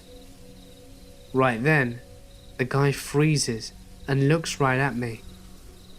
He pauses, then starts frantically shaking the door trying to open it, like this dude was trying to rip the door off the house. I run over to my grandparents' gun cabinet and grab something. By the time I whipped around to point it at him, he was gone. I ran and woke up my grandparents. We all walked around the house with loaded guns for a minute, but the guy was gone. A couple of weeks later, some bald guy walked out of a cornfield wearing a dress. He stood by the highway for half an hour, then got picked up by some sketchy car. I won't even go into cornfields in broad daylight anymore.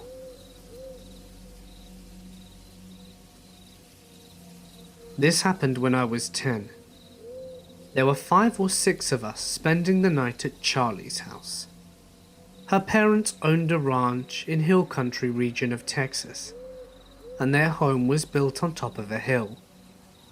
Other than the dirt driveway up to their house, the hill was wild land covered in cedar trees. It was a clear, slightly chilly night in maybe October or November. But after the sun went down, the moon was out, so we stayed out playing hide and seek, using the driveway as a base. Their ranch was far enough out of town and well fenced, so her parents didn't have a problem with it. Anyway, during one round of hide and seek, me and my friend Georgina were the last 2 hidden. We were very good at hiding and avoiding the seekers, and they managed to find everyone else. Or so we thought. We almost made it back to the road, when 3 of the girls unknowingly cut us off, and we ducked behind a ridge of dirt to remain concealed. Georgina threw a rock across the road behind them to divert their attention, and we were waiting for them to get far enough off the road to make a dramatic rush for the safety of base, when I heard what sounded like a rock getting dislodged and sliding down the hill behind us. I thought Georgina might have done it, so I didn't say anything, but she kind of looked at me and asked if I was okay. I was about to reply when we heard what sounded like one of our friends, Charlie, the ones whose house we were staying at, calling from away down the hill behind us. "Help me." We bolted upright and yelled for the others. They came running back to the road, and we told them what we had heard. No one had seen Charlie since we'd started that round of hide and seek. We took them to the spot where we were hidden, and from there we called Charlie's name. For a moment, all was quiet, Then, faintly, even further down the hill, we heard her say, "Help, I'm stuck." We panicked and ran up the driveway as fast as we could to get to Charlie's parents. When we burst through the kitchen door ready to yell for her mum and dad, she was there at the bar eating a popsicle. "I wondered how long it was going to take for you all to find me," she gloated. We all flipped out, in the only way 10-year-old girls can. Her parents heard us freaking out downstairs and came down to see what's going on. We told them what happened, and her father grabbed his shotgun, got into the truck, and went to drive around the ranch, making sure that there wasn't anyone on the property who wasn't supposed to be there. He didn't find anything. I've always wondered what we heard that night. We didn't talk about it much, but I know it remained in all our minds every time we stayed there past sundown. I live in a small town in rural Australia. I am a cyclist, and I coordinate sport events, marathons, and sell bike gear and whatnot. Around 6 a.m, I drove my bike up the mountains, and on the way, I passed a woman sitting by the side of the road. At first I thought she may have been a hitchhiker, but there were no hotels around and she had no bags. I stopped my car around 400 meters away from her, grabbed a bottle out of the car boot, and walked down to see what was going on. At that moment, I realized she's one of the most gorgeous women that I had ever seen. She was probably in her 20s, pale as hell, long wavy blonde hair to her hips, and one of those really German hourglass kind of figures, with these deep blue eyes. She was wearing one of those long summer dresses that beach kids seem to love, which was friggin' weird for the middle of the Australian bush. So I walk up to her like, oh my god, but I'm also thinking, what the hell? I hand her the bottle of water and ask her if she's lost or needs a lift back to town. She just stares at me, doesn't take the water, and doesn't blink. I think, oh shit, is she some kind of crazy? So I ask her if she ran away from somewhere, and she just says, no, and hadn't blinked yet. So I ask her if she's waiting for someone to come pick her up, and she says no again. I ask her where her house is, and she says, here. Keep in mind I am halfway up a mountain, and there are no houses here at all. So I was kind of starting to get creeped out by this lady. I walked back to my Jeep, and I was going to start driving back down the mountain and call the cops and get them to come pick up this lady. And she follows me.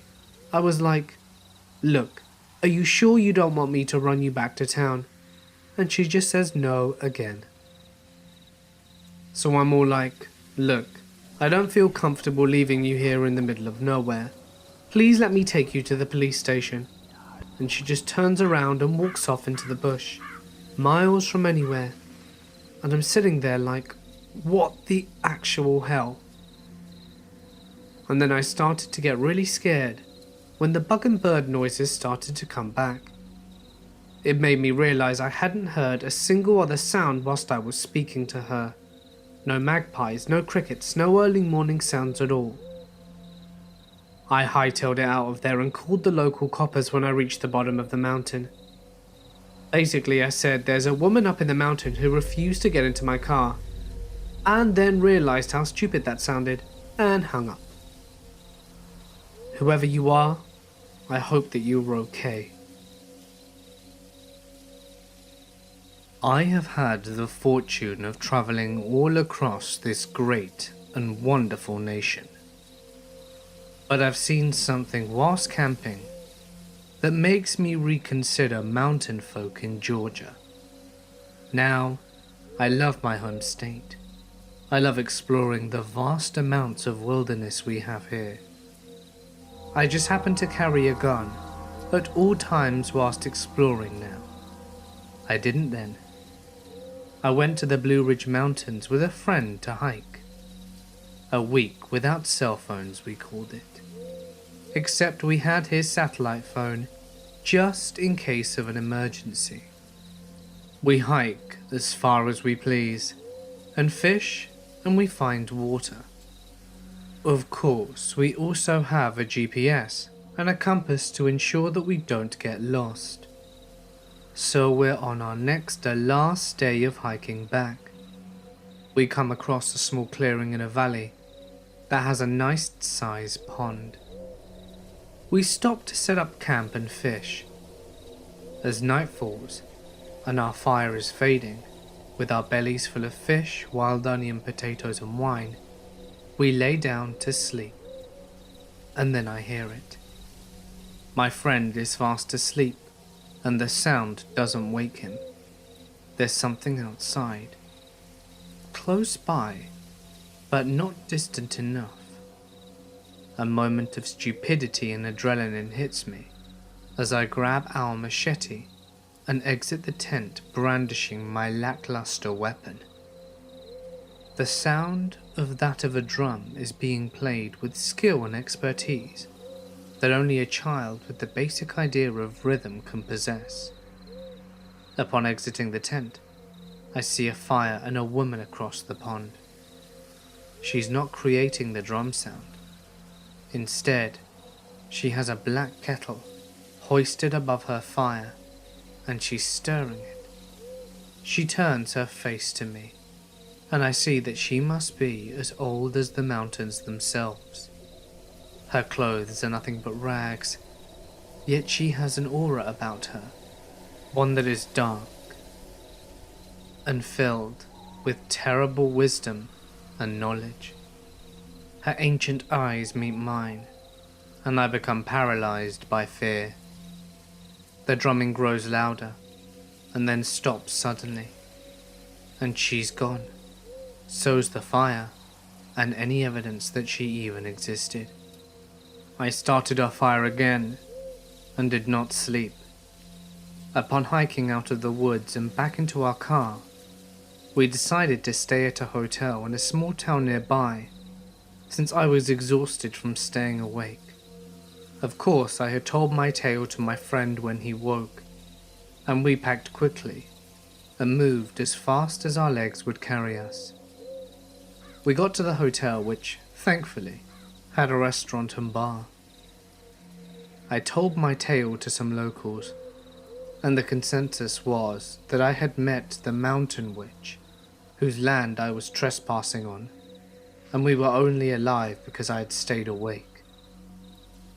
They may have been jesting, but they seemed very serious. I now carry a firearm whenever I hike, mostly because it makes me feel safer, and whether you believe my tale or not makes no difference to me, dear listener. But there are dark and ancient things in this world. Stay safe. In the early 1980s, I was about 8 years old, and my father decided to take me to deer camp for the first time.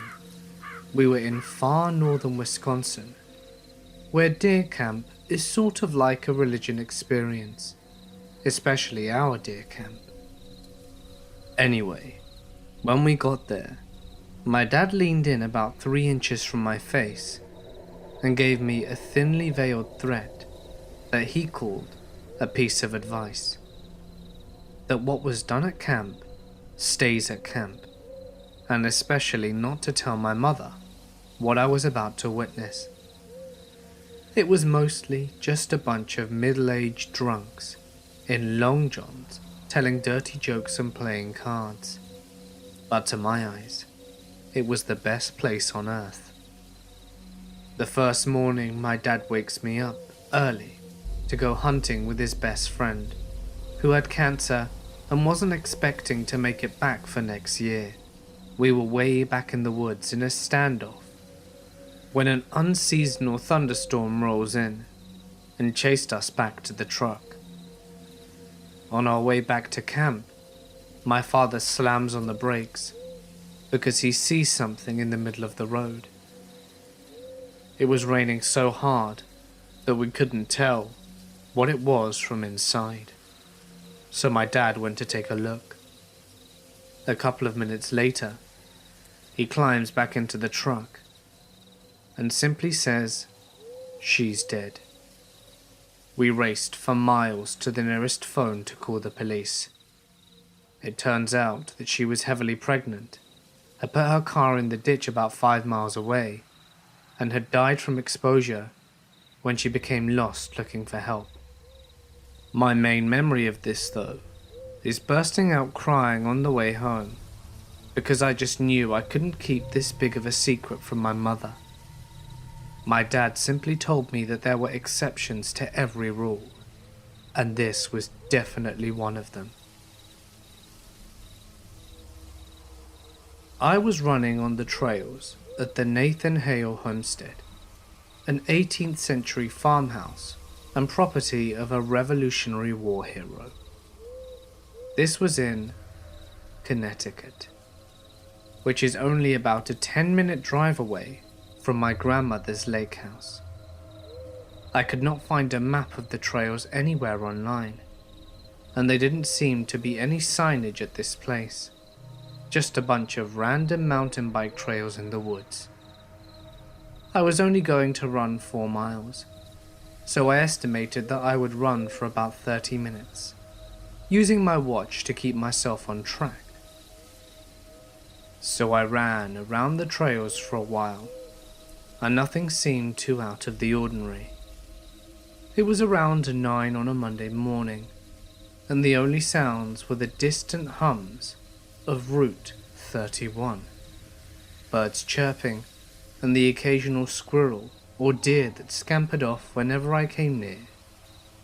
The trail seemed to wind around a lot. If not for my better than average directional skills, I could have easily gotten lost. About 20 minutes in, I saw something strange about 50 meters off. A finely polished and light-colored wooden coffin. I was a little weirded out, to say the least, and waited until I got closer for a better look. I rounded a corner where several old tree stumps blocked my view, only to find that the coffin had disappeared. Where it should have been, there was just a clump of ferns. Odd. I turned around shortly thereafter and made my way back to my car. I was maybe half a mile out when I heard a very distinctive knocking on a nearby tree. I was a little spooked, but chalked it up to be a woodpecker or something. However, not 30 seconds later, there it was, on a completely different tree ahead of me. Exactly the same rhythm. Tock, tock, to tock, tock. I picked up the pace. The trail widened a little, and I could see way ahead to the entrance to the parking lot where my car was. There it was again, on a tree seemingly right next to me. I truly started freaking out, and started to book it back to the lot. I was nearing the opening, when time seemed to slow down. All of a sudden, it felt like the temperature dropped about 20 degrees. The birds stopped singing, and my simple Timex watch started to malfunction, making all sorts of beeping noises, and the numbers glitching on the screen.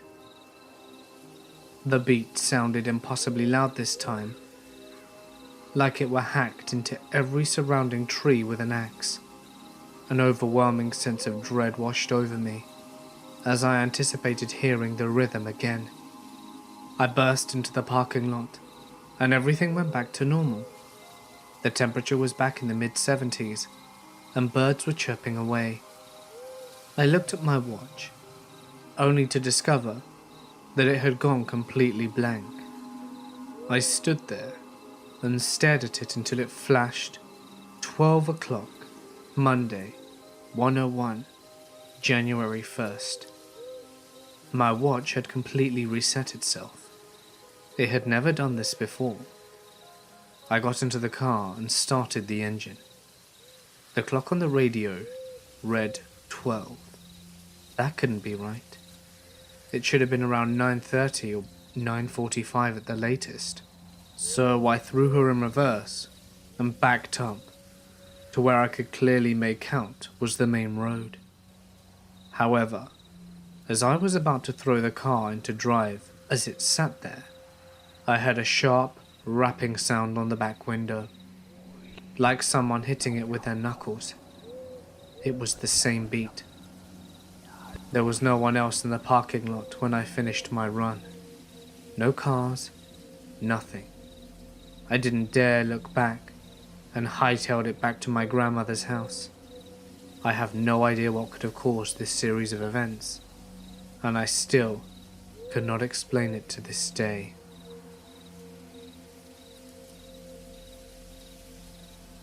I was geocaching once, and as I was wandering through the woods, I came across a small patch of trees that had Mr. Potato Head faces nailed to them.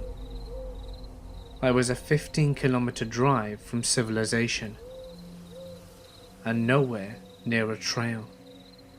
As the cache was deep in the woods, I contacted the cache owner, and he swore that they weren't there when he put the cache together, and it was his private land, so nobody should have put them there. The other instance of weird was up when I was hitchhiking and decided to set up camp off in the woods not far from the highway. I had a fire, ate, and set up my little tent and fell asleep without problem. I woke up in the middle of the night due to some heavy breathing outside my tent. I listened for a bit, scared shitless, and then some movement and the sound was gone.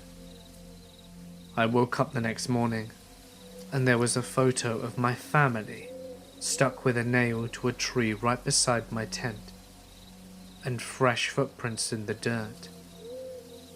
Being the idiot that I am, I followed the path of the footprints a kilometer or so back into the woods, where it ended at a road.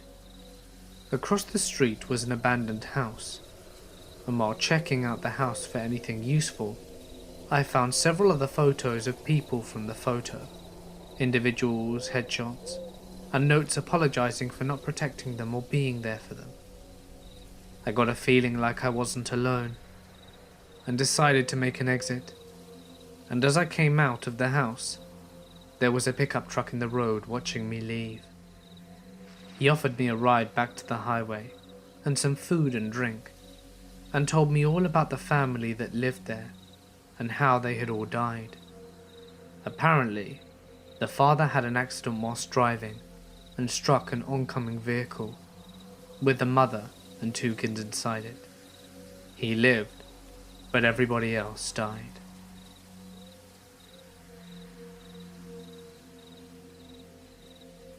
My brother James was part of the orienteering team in high school. For those of you who don't know, orienteering is where they get you to go to the middle of nowhere in teams of 2. They give you a map, a compass, and you must find your way back to each check-in station in order, and it's a race. So my brother and his partner set out and make it through the first few checkpoints, and they're feeling pretty solid. But they don't make it to the next one when they're supposed to.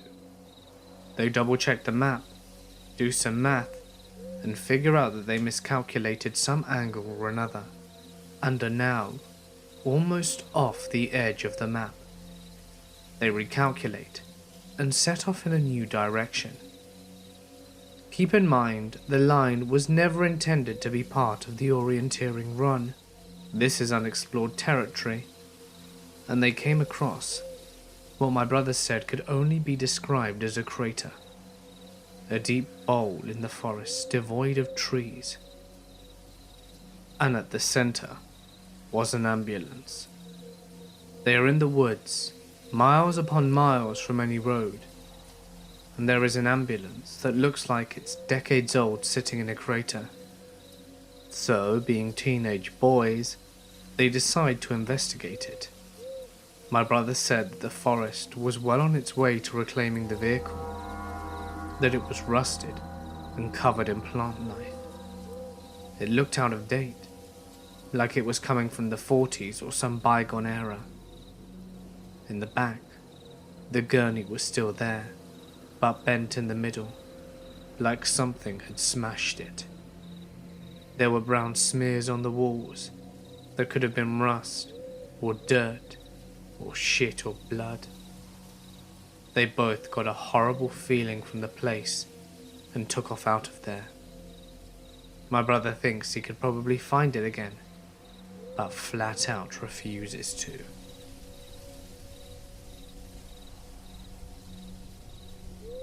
I am a hunter and mountaineer. It was a chilly December morning, and I hiked in pre-dawn. I'm talking about an hour and a half to go 3 miles off the beaten trail. I got to my nest, and about half an hour before sunrise, and started to settle in. The wind kicked up a fog, and the fog rolled in that was thicker than a bowl of oatmeal. Within a few minutes, my visibility was about 5 inches. I'm sitting tight, huddled up against the freezing wind, when I start to hear twigs snapping close to me. For no apparent reason, what is normally a rapturous sound, indicative of an imminently successful hunt, sent a frosty chill down my spine. I chambered around in my 30-30 as quietly as I could, and lay flat on my back, tucked against a fallen tree. The rustling was moving closer through the fog, but I couldn't see anything. The sun was starting to peek over the mountains to the east, and visibility was starting to increase. The rustling of twigs and leaves was sporadic, sometimes directly in front of me, sometimes behind or beside me. I remember laying the rifle across my chest, thinking to myself how silly it is to react like such a coward. I rationed with myself that bears and mountain lions are a rarity where I was, so I had likely stumbled into a herd of whitetails that had bedded down and decided to sit up. The rustling stopped immediately, as it was fully dawn by now. I was looking through the fog for the outline of my prey, which I had assured myself was literally around me. It wasn't. Seemingly nothing was. By now the fog had faded away, and it was apparent to me that I was alone in those woods. I hunted all that day, without seeing as much as a squirrel. Around 3 in the afternoon, after fighting the wind in an abnormally cold day, and not wanting to hike out by flashlight, I decided it was time to start back to the truck. Walking out of those woods was the most uneasy I had ever felt. Lawfully, once you make your way back to the trail, you're supposed to clear the chamber of your rifle. But not that day. What is normally a stroll through the woods, I undertook with the seriousness of an animal being stalked. I would walk, then stop and listen, and I never heard or saw anything during my retreat, but I could feel eyes on me. I was about 100 feet away from my truck when I rounded the last corner and saw, hanging at eye level from a tree by a noose, a stuffed bear in a blaze orange jacket. I am a giant, broad-shouldered outdoorsman, but that one shook me up something fierce. It was early 1984. My two friends and I went to the Wildwood campgrounds on Long Island with my family. It was a safer time back then, so we thought we'd explore the forest. We went up to the cliffs, looking down at the beach, and back into the woods soon becoming bored, so we headed deeper in. The woods were dark, tangled and overgrown with weeds and brambles. It was obvious the area was not used or even explored often, as it was so dense, so we started heading back.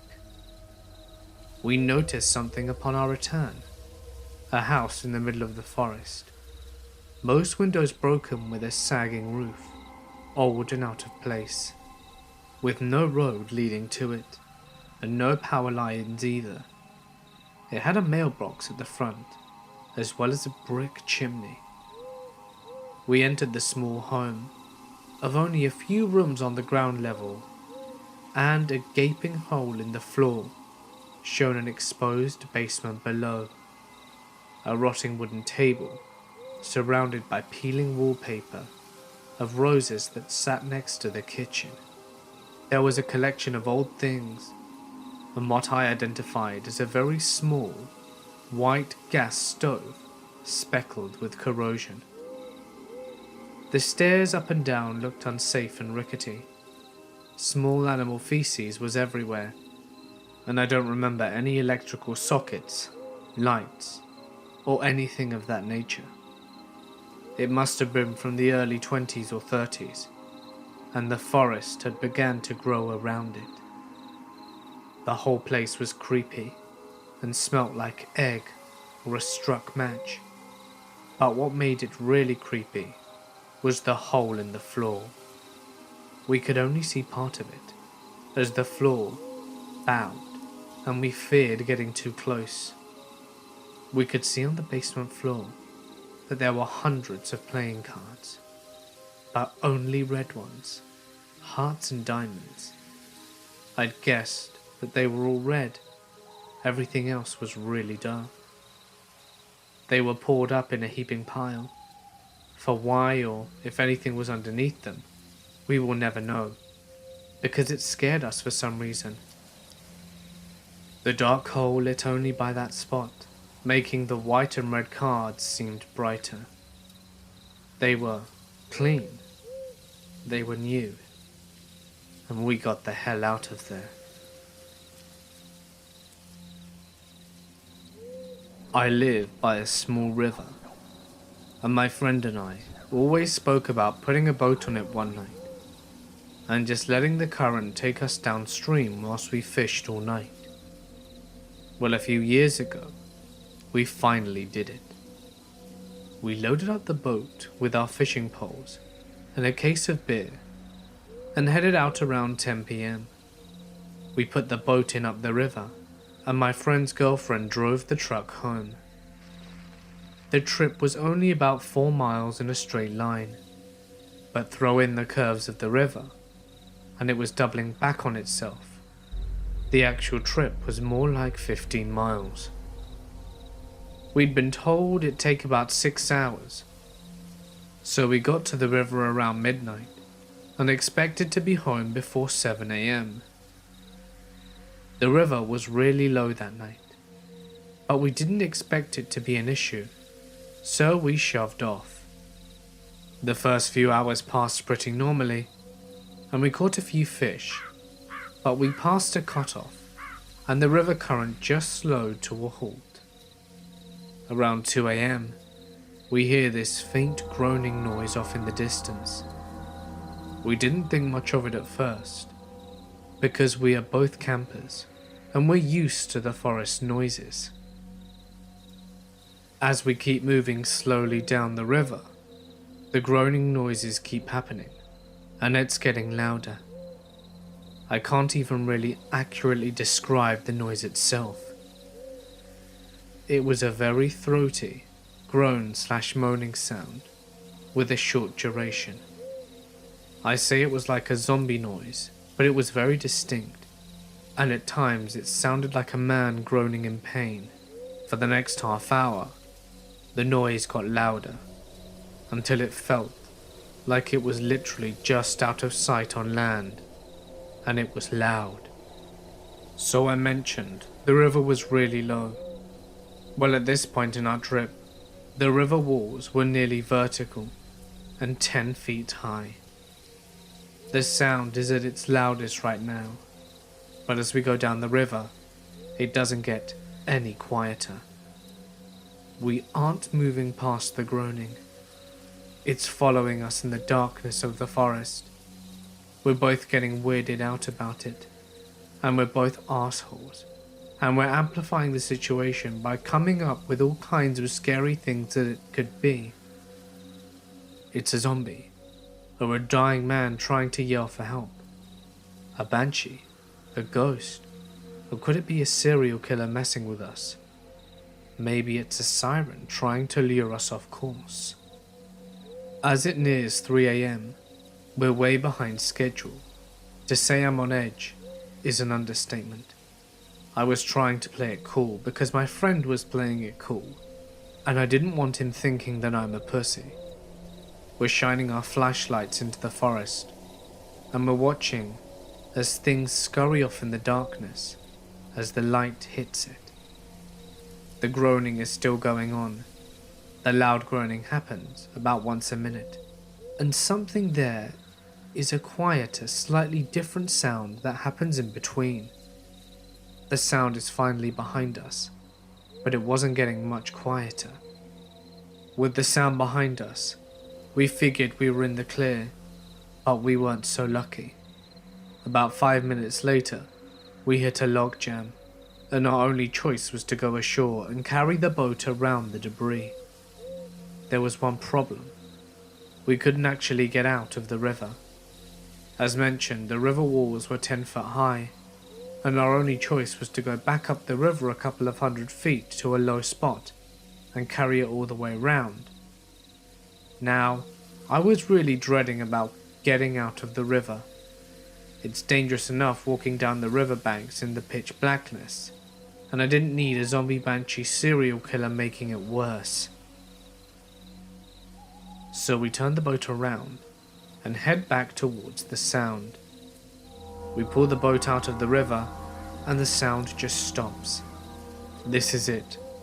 It is definitely a serial killer taunting us. And now that we're out of the water, he's moving in for the kill. There is no more acting manly and unafraid. My friend knows I'm freaked out, and I'm sure that he is too. The boat is usually kind of heavy, but tonight it feels lighter than ever. We're practically jogging that thing down the muddy banks. Everywhere we look, we see what is ducking behind a tree and staying out of the light from our flashlights. We finally get past the log jam. We're putting the boat back in the river, and whatever is following us is right behind us. I'm in the boat, and my friend is getting in. He pushes us off out the river and runs around and yells into the darkness, "What do you want?" At this point, the Loch Ness monster steps into the light and says, "I need about 350. Okay, that part didn't happen. But we get back on the boat in the river, and the noise has suddenly stopped. But we're both ready to go home. We run the motor until we get to a bridge. My friend calls his girlfriend and gets her to come pick us up 2 hours earlier than expected. She asks why we cut the trip short, and he makes up some bullshit excuse about the river being too shallow and blocked up with debris, because neither of us wanted to admit that we were grown-ass men being scared of the dark. I never told anyone else I know about this, and I don't think he has, but we still mimic the sound every now and then, and any strange noise is instantly referred to as a zombie banshee. I live by a small river, and my friend and I always spoke about putting a boat on it one night and just letting the current take us downstream whilst we fished all night. Well, a few years ago, we finally did it. We loaded up the boat with our fishing poles and a case of beer and headed out around 10 PM. We put the boat in up the river, and my friend's girlfriend drove the truck home. The trip was only about 4 miles in a straight line, but throw in the curves of the river, and it was doubling back on itself.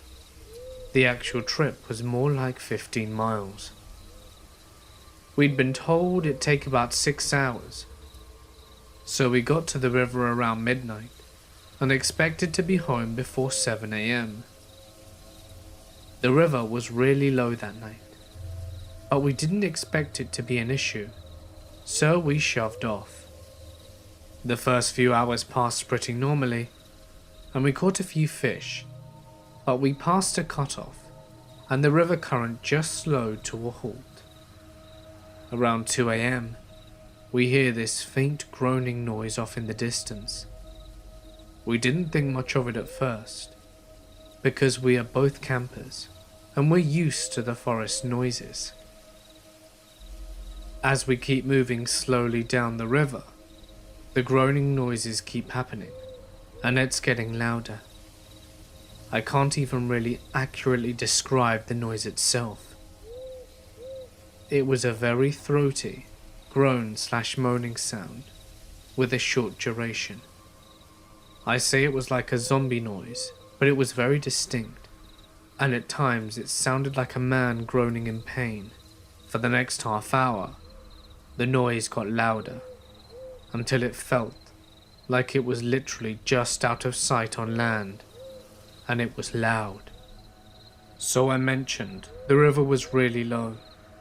Well, at this point in our trip, the river walls were nearly vertical and 10 feet high. The sound is at its loudest right now, but as we go down the river, it doesn't get any quieter. We aren't moving past the groaning. It's following us in the darkness of the forest. We're both getting weirded out about it, and we're both assholes. And we're amplifying the situation by coming up with all kinds of scary things that it could be. It's a zombie, or a dying man trying to yell for help, a banshee, a ghost, or could it be a serial killer messing with us? Maybe it's a siren trying to lure us off course.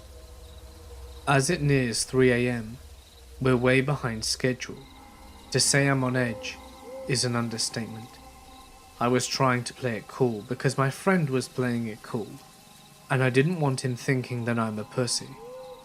We're shining our flashlights into the forest, and we're watching as things scurry off in the darkness as the light hits it. The groaning is still going on. The loud groaning happens about once a minute, and something there is a quieter, slightly different sound that happens in between. The sound is finally behind us, but it wasn't getting much quieter.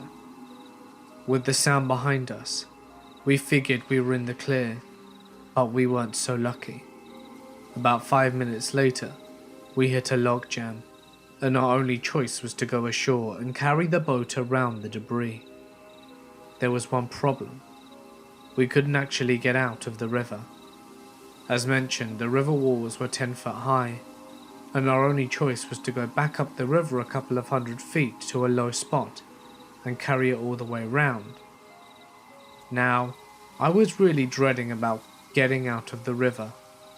It's dangerous enough walking down the riverbanks in the pitch blackness, and I didn't need a zombie banshee serial killer making it worse. So we turned the boat around and head back towards the sound. We pull the boat out of the river, and the sound just stops. This is it. It is definitely a serial killer taunting us, and now that we're out of the water, he's moving in for the kill. There is no more acting manly and unafraid. My friend knows I'm freaked out, and I'm sure that he is too. The boat is usually kind of heavy, but tonight it feels lighter than ever. We're practically jogging that thing down the muddy banks. Everywhere we look, we see what is ducking behind a tree and staying out of the light from our flashlights. We finally get past the log jam. We're putting the boat back in the river, and whatever is following us is right behind us. I'm in the boat, and my friend is getting in. He pushes us off out the river and runs around and yells into the darkness, What do you want?" At this point, the Loch Ness Monster steps into the light and says, "I need about 350. Okay, that part didn't happen. But we get back on the boat in the river, and the noise has suddenly stopped.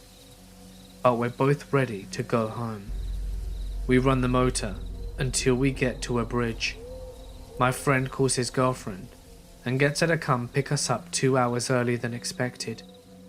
She asks why we cut the trip short, and he makes up some bullshit excuse about the river being too shallow and blocked up with debris, because neither of us wanted to admit that we were grown-ass men being scared of the dark. I never told anyone else I know about this, and I don't think he has, but we still mimic the sound every now and then, and any strange noise is instantly referred to as a zombie banshee. One night, I was solo camping in a remote lake above a small town. You're not allowed to camp near the lake, so I hiked up a little ways onto the hillside and set up underneath a camouflage tarp. It must have been around midnight. I was all snuggled in my hammock when I hear laughing and yelling in the distance. I peek up from behind my tarp to see what looks like a handful of college-aged dudes drinking and fishing and having a good time. Okay, whatever. I tried to sleep anyway. I drift in and out for about an hour, but I'm kept from sleeping by an extremely loud bird in the tree next to me that just keeps hooting and screeching. Eventually, I pick up a large branch and thunk, swinging it at the tree to shut it up. Suddenly, the dude bros go silent. I can tell that they've frozen and are looking intently in my direction, trying to find the source of the noise. I crawl back into my sleeping bag and try to sleep, but the bird starts again. I decide I need to find some pine cones or something to throw at it to scare it away. So I get out of my sleeping bag, move outside the tarp, and start looking on the ground. I decide to try the branch again and slam it as hard as I can into the tree trunk, and the sound rings out loudly. They all look over to see a pale, naked figure hunched over in the tree line, staring at them. I immediately scramble on all fours under my tarp. To them, it must have looked like some horrible pale creature disappeared into the underbrush after having been caught observing them. They go silent, have a muffled, terrified conversation, and pack up and leave. I slept soundly for the rest of the night, but those guys must have been pretty freaked out. This happened when I was in high school in the 90s. I grew up in a rural western town. That meant not a lot to do, but lots of places out in the heavily wooded canyons and hills right outside of town.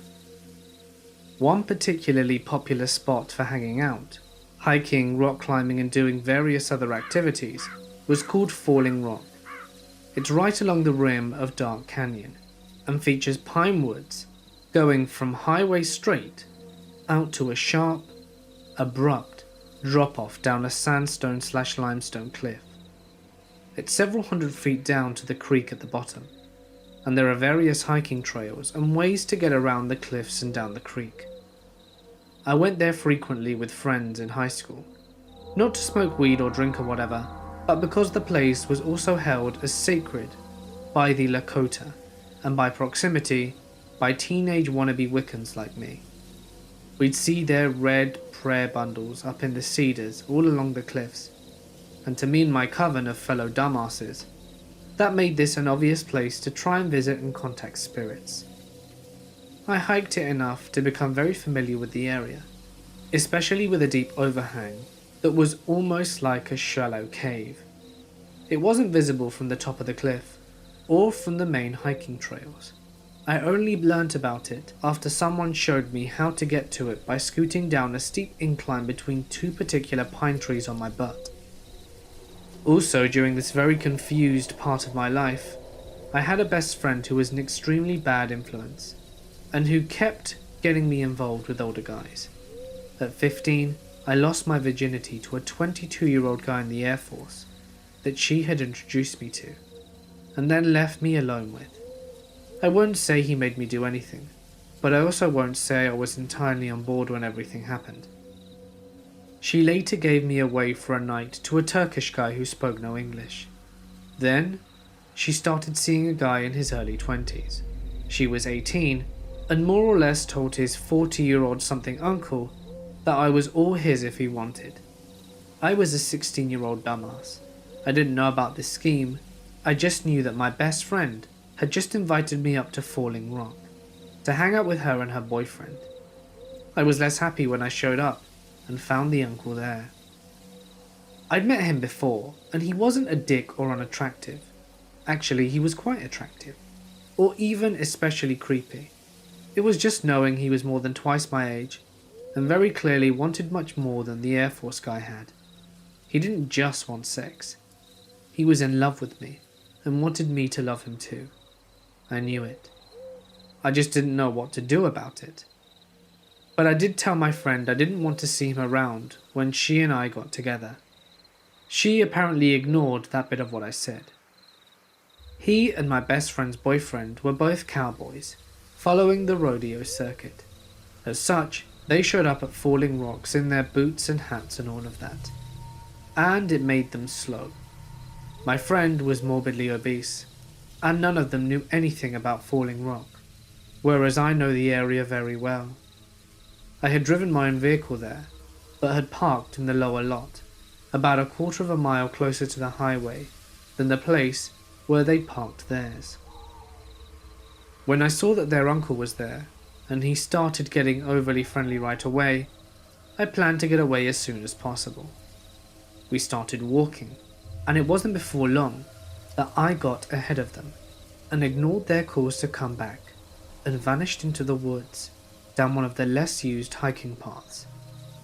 This was broad daylight, and I had a plan. I was going to just loop around the northwest, through the thick woods, and come back up the lower parking lot, get into my car and drive away and let my friend explain why she brought the uncle later. I made good time and got back up towards the road to the main parking area, where my friend and the uncle had parked. I was almost there when I saw another guy close to the uncle's age, but slimmer, blonde with a beard and a camouflage coat on, coming up from the trail in the parking area. We were a few hundred yards away from each other, but he stopped, clearly seeing me. I don't know what it was, but I didn't like something about his stance. His expression, I don't know what. I started to slink back down the draw I had come up, and he started to follow. No mistaking it. He turned off a well-worn obvious path to the Falling Rock cliff face to follow me, little teen-aged girl, down into nothing but deer trails and scrub and cacti. He didn't say anything all the while. It seemed like he was trying to be as quiet as possible. I knew the area better than he did though, and was a lot less cautious about my footing. I got back to the top of the cliff as quickly as I could, and popped up just ahead of where the uncle was sauntering along the edge, right next to where the big overhang would be. The uncle and I saw each other. I pointed back down the trail where the strange guy with the beard could clearly be heard stomping up behind me, and then I dropped down on my ass and boots scooted right out of sight. I got to the overhang and heard the exchange between the uncle and bearded guy. "Hey, what the hell do you think you're doing?" asks the uncle, sounding absolutely pissed. "I'm looking for my girlfriend. She just came up here. She's got dark hair." "Oh yeah? What colour shirt's she wearing?" I was wearing a grey hoodie with my dad's college logo on it. "It's a grey hoodie," said the bearded guy. The uncle proceeded to go absolutely batshit, yelling and cursing, and based on the noise, throwing fallen tree limbs on the other guy, and the other guy just ran. I could hear him thumping and crashing down the steep hillside not far from me. My friend's boyfriend kept running when he heard all the noise, and I could hear him yelling at the guy too. All kinds of vile shit you wouldn't think a good Christian boy would say. The uncle called my name for a bit, and I finally came out of the cave. And then, my fat friend finally joined us too. It was a weird day to have your sort of stalker save you from someone who seemed to really have it out for you. But I'm pretty sure that's just what he did. I wish I could say something better by him, but all I really did was disappear. I didn't talk to my friend for over a year, long enough for her to dump her boyfriend and for the uncle to go away with him. I don't know what happened to either of them. I don't know if I could recognize them now, as I'm twice the age I was then. I do wish them well though, but still, would rather not meet again.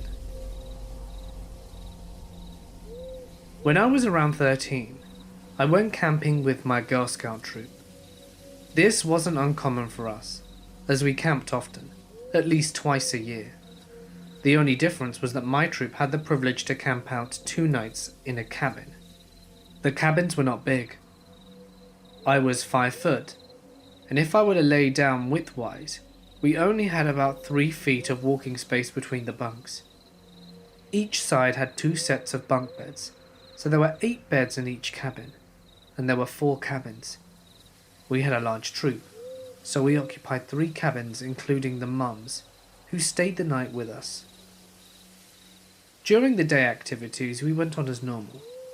Other troops came to spend the day, and we did arts and crafts and archery, and other sport-like events. This ended around 7, when all the other girls went home. Around this time, we cooked dinner, ate, spoke, and then started a fire.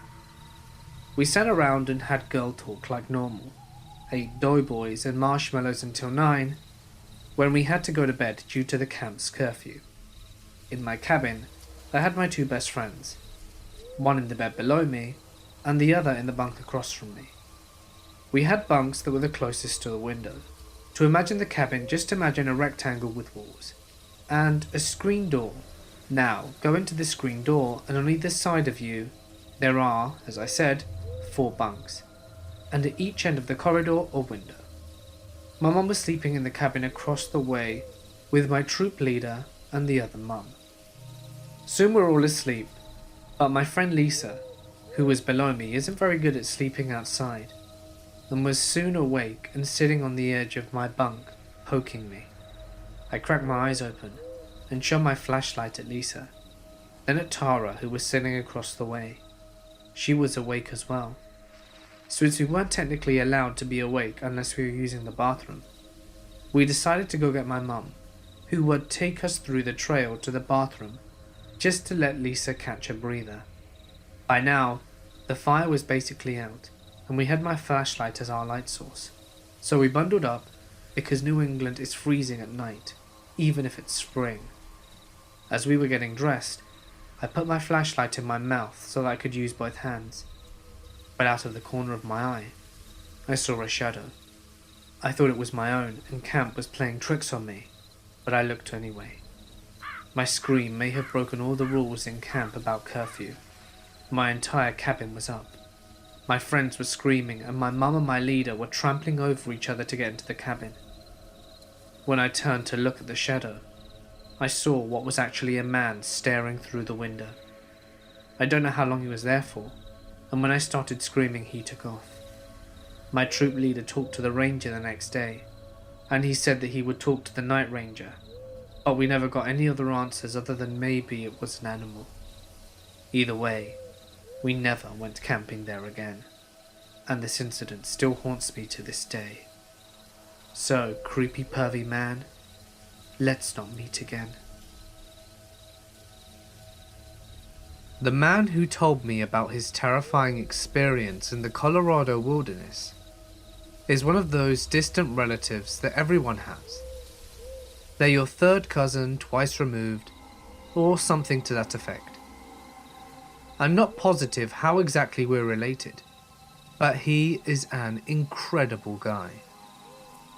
Greg is a decorated Green Beret with a silver star to his name that he earned by capturing the leader of an Afghan sniper cell without incurring any casualties. Despite his status as a huge badass and his not unconsiderable size of 6'3" and 200 pounds, Greg is a teddy bear. He is an extremely humble and kind person. I've had a lot of experiences in the outdoors, having lived in Colorado for most of my life. And Greg and I have had extended conversations about our adventures in the woods at my grandma's house for Thanksgiving. We were sitting on the couch, wearing tacky holiday sweaters, when the conversation turned to hunting. Greg mentioned offhandedly that he used to be an avid hunter, but had an experience that turned him off it. He said he doesn't even like guns anymore, something I found surprising coming from such an accomplished soldier. I pushed him to tell me what happened, and thought he seemed uncomfortable with the idea, but he finally relented and did tell me. I'm going to switch this to first person now, to tell it to you in the same way that Greg told this story to me. It was late October, which means elk season up in Indian Peaks Wilderness, and I went up there to bag a few elk and just relax for a few days by myself. I parked the truck near a trailhead about 8 miles from where I wound up setting up camp, and was looking forward to a nice weekend in the woods with some peace and quiet after packing all my gear in and getting ready. The first morning, I was in my deer blind, about 20 feet up a tree, with a cup of coffee and my rifle. The sun had just come up about an hour ago. About 50 yards from my tree, the tree line ended and opened into this big meadow where a lot of the elk tended to roll through, and I could sight my rifle pretty well through the trees and see most of this big grassy area. Perhaps a couple of hours had passed, which isn't really boring in the deep woods. I just drank coffee from my thermos and listened to all the life around me, feeling the woods getting ready for winter. I couldn't believe my luck when I glanced over at the meadow and saw a large group of elk had started grazing in the meadow. The silent animals plodded along, oblivious to me watching. Among the group was one of the most beautiful elk I had ever seen. It's what was called a monarch, which means it had antlers with 8 points each, something really rare. I quietly clicked the safety of my rifle and sighted it. When you're hunting an animal like this, you want to put a bullet right where the skull meets the spine, in order to sever the spinal column and kill it instantly and painlessly. The focus, when you get it in the zone, is incredible. I swear I could feel the firing pin punch forward, and the bullet would leave the barrel as I pulled the trigger. That beautiful elk went down silently, and all the others scattered for the tree line. I was ecstatic about the shot and the elk as I climbed down out of the blind and set off for the meadow. I had left my rifle in my blind, something I regretted soon, and had only my small knife on me to gut the animal and drag it back to camp.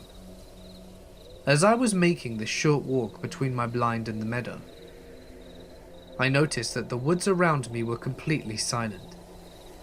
Some of this is normal after you fire a gun in the woods, but for it to drag on this long was unsettling. I thought nothing of it, and continued to walk the short walk through the dense pines.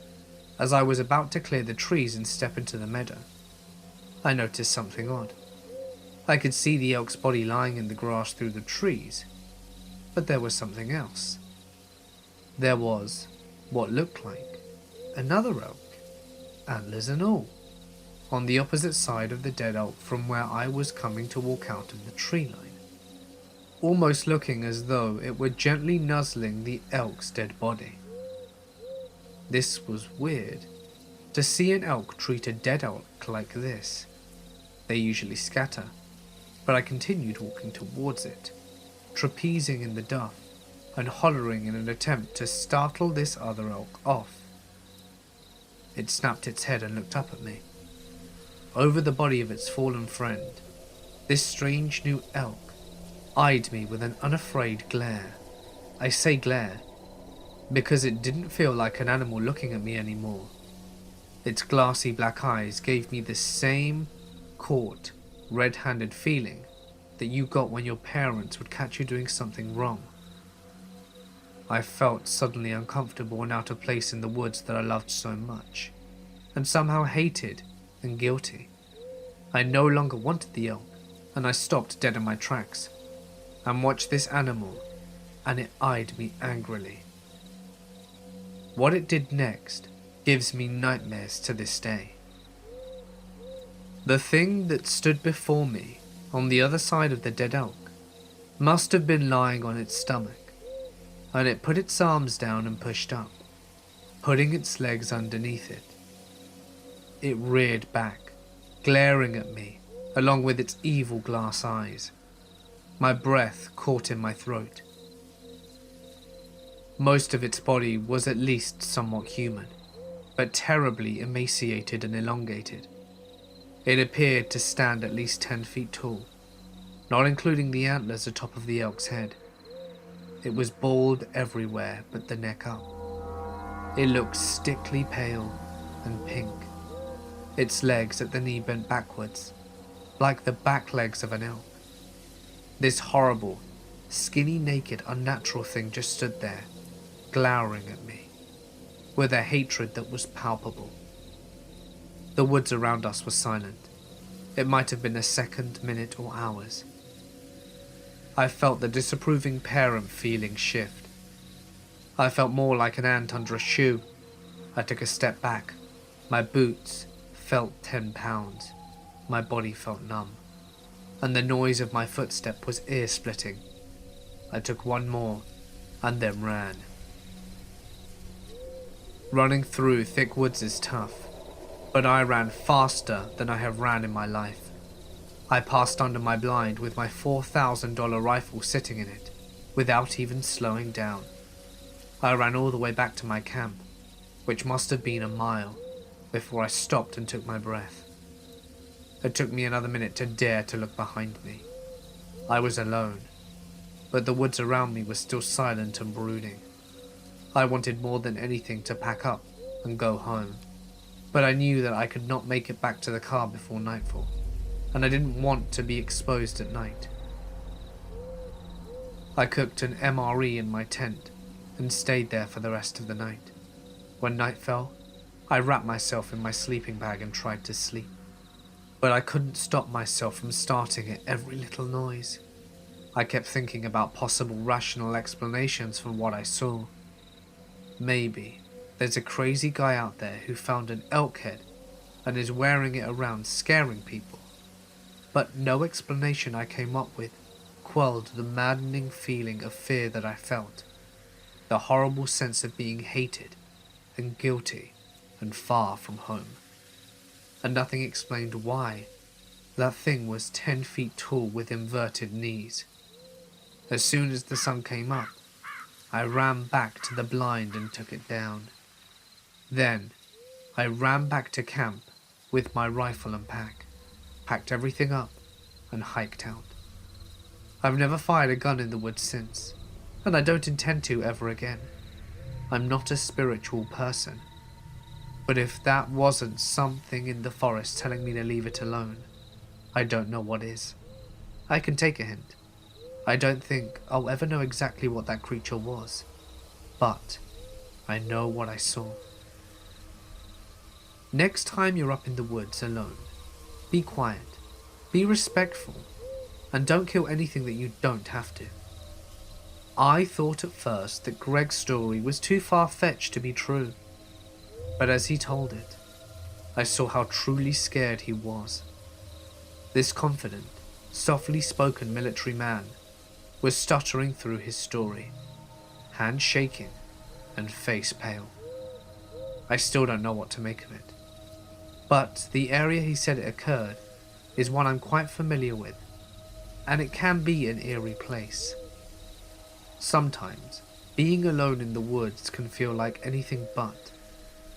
It just might be that there's some force out there, some inhuman creature who guards the woods. Just in case, I take extra care to be respectful whenever I'm among nature. You never know who could be watching. I'm not convinced there is an afterlife, or such a thing as ghosts or demons, but I once saw something in the woods that felt so unnatural, it made me second guess how I see the world. I was hiking up a hillside, thick with trees, in the middle of the night during a long weekend. Some friends and I decided we would hike to the top of the hill and light off some fireworks.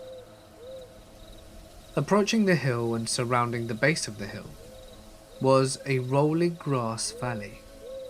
It was around midnight, full moon, and a light mist, something straight out of a horror movie. The strange part was, I wasn't nervous or scared or anything. I was having a great night with my buddies. I didn't have any of my defenses up. My buddies and I just hiked in a straight line through the rolling grass valley approaching the hill, when something caught my eye. On my right, I saw a tall, shadowy figure standing perfectly upright on the top of a small grassy hill. It was standing there right next to a large dead tree. I couldn't make out any details. Both the tree and the tall figure were silhouetted underneath the moonlight. The strange part was seeing this figure didn't scare me. I didn't immediately sense any threat. I almost assumed it might have just been another hiker or somebody having a smoke. I passively turned my flashlight on it, and that's when it happened. In an instant, as my light hit the spot where the figure was standing, it instantly moved just outside the range of my flashlight, like it teleported or something. But just as vividly, I saw it standing in its initial spot as my light hit that spot and the figure moved. I could see it standing just outside my range of light. My breath paused in an instant, and a wave of dread washed over me. Something felt 100% unnatural about what just happened. As a reflex, I moved my light to the new spot where the figure was, and as my light passed it, it disappeared. I've never passed out in my entire life. Not from heat, not from getting knocked out, never. But in that moment I felt my knees give way from underneath me and I fell to the ground. My friends turned and looked at me trying to pick myself up from my knees, and they were too wobbly to stand. They helped me, and I tried explaining to them what I experienced. Perhaps it was all just shadows and lights and my eyes messing with me. But I'll never be able to explain that sensation. The feeling like I had just seen something I shouldn't have seen, something so unnatural that my body's instinctual reaction was to just go limp. My father used to have a business in maintaining the woods. It's a thing in my country. It basically means cutting down dead trees and hauling them out of the area, as well as generally being a tree surgeon. This means that he was out in the woods all day, and he was allowed in places normal citizens couldn't go to because of the rules of the Forestry Commission. My dad was working in the early morning when he suddenly noticed a car in the middle of the woods. It drove through a small path normally only used by the foresters. It wasn't a car from the Forestry Commission, so he thought it was very weird. However, Dad was alone and it was the 80s, so there were no mobile phones to contact anyone. Since it was in the middle of nowhere, he decided to ignore it. He kept on hauling wood through the woods with his horse, and he suddenly heard the men speaking. Now my dad is a brave man and as strong as a bear, so he decided to just have a quick peek to see what the hell those folks were doing. My dad looked around some thick bushes to make sure he could see the men. They were digging a hole. My father decided that it was something he really didn't want to interrupt, and he kept working throughout the day like nothing ever happened. He made sure to keep some distance between him and the digging site. The men apparently never noticed my dad, possibly because his equipment wasn't located in the same direction that the men came from, and my father worked with horses, so they weren't any loud machines. It was the 80s after all. At the end of the day, my father went to the local commission office and reported it, and they called the police. After they went to investigate, they found a body of a young woman buried there. It still irks my dad to this day. He was out there alone. What if the man saw him? What if he decided to check the burial ground out himself? Scary shit. A few weeks ago, we were on a road trip from British Columbia to San Diego, and we came upon a campsite just outside of Crescent City, California. We drove through it. One side of the campground was relatively empty, and I noticed a few scattered tents, but nobody close to the location we ended up picking. We had tons of space. We wanted an early night, so I started a fire whilst my girlfriend began cooking. We ate it, had a few beers, and climbed into our rooftop tents, with our dog by 9 PM or so. I had a rough time sleeping, and woke up a few times, but finally fell into a decent sleep. In the pitch dark, with all of our tent windows and canvases closed, I was awoken at 1 AM by someone whistling outside our tent, the tune of When the Saints Come Marching In. After a few minutes of this repetitive whistling, I nudged my girlfriend, who awoke and was obviously freaked out as well. The whistling then turned to chanting things like, "When you sleep, you disrespect me. When you disrespect me, you disrespect the US Marines." The person would then start spelling out words like flee, and the verbiage and tone kept getting more aggressive, so we decided we had to make a move. I slowly unzipped the tent whilst our guard dog was snoring, and got my head out of the tent. I took a few seconds to let my eyes adjust and figure out where the person was.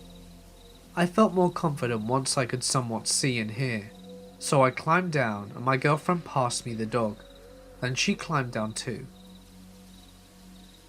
We flipped the tent up without securing it, and we jumped into the truck, while the person was still whistling. We went to a motel in Crescent City. The next morning we drove back to get a few belongings that weren't in the truck, and a family who had been camping a few sites over said it went over for 2 or 3 hours, and it was the scariest thing that their family had ever experienced. When I was young, my dad lived in an old log cabin about 15 miles west of Sheridan, Wyoming, in the foothills of Bighorn Mountain. Every summer when I was visiting, we would go up to the mountains backpacking and fishing for 2 days every weekend. We would park the truck, hike into a remote area, fishing for trout along the way, and make camp wherever we ended up. We encountered a number of strange and creepy things, and got into some scary situations with wildlife. But the situation that sticks out with me the most was an ancient abandoned camp we found. We were hiking down a very steep slope to get to an area of a creek that had been dammed up by beavers, hoping to catch some big trout. I had climbed out on a rock ledge and was looking for a way down when I saw the stock and action of an old rusty rifle sticking out of a tree, where the tree had grown around the barrel for years before. It was around 10 feet above the ground. Dad and I climbed down to check it out, and we found a small cave at the base of the rock, a formation only about 12 inches deep, which would make a nice natural shelter, but a really terrible place to set up a long-term camp. Inside we found a bunch of really old stuff. 3 heavy gauge unopened cans of food, an old cast iron pot that had holes rusted in all the way through, a crusty old saddle and bridle set, a very deteriorated heavy woolen blanket rolled up and tied with a leather belt.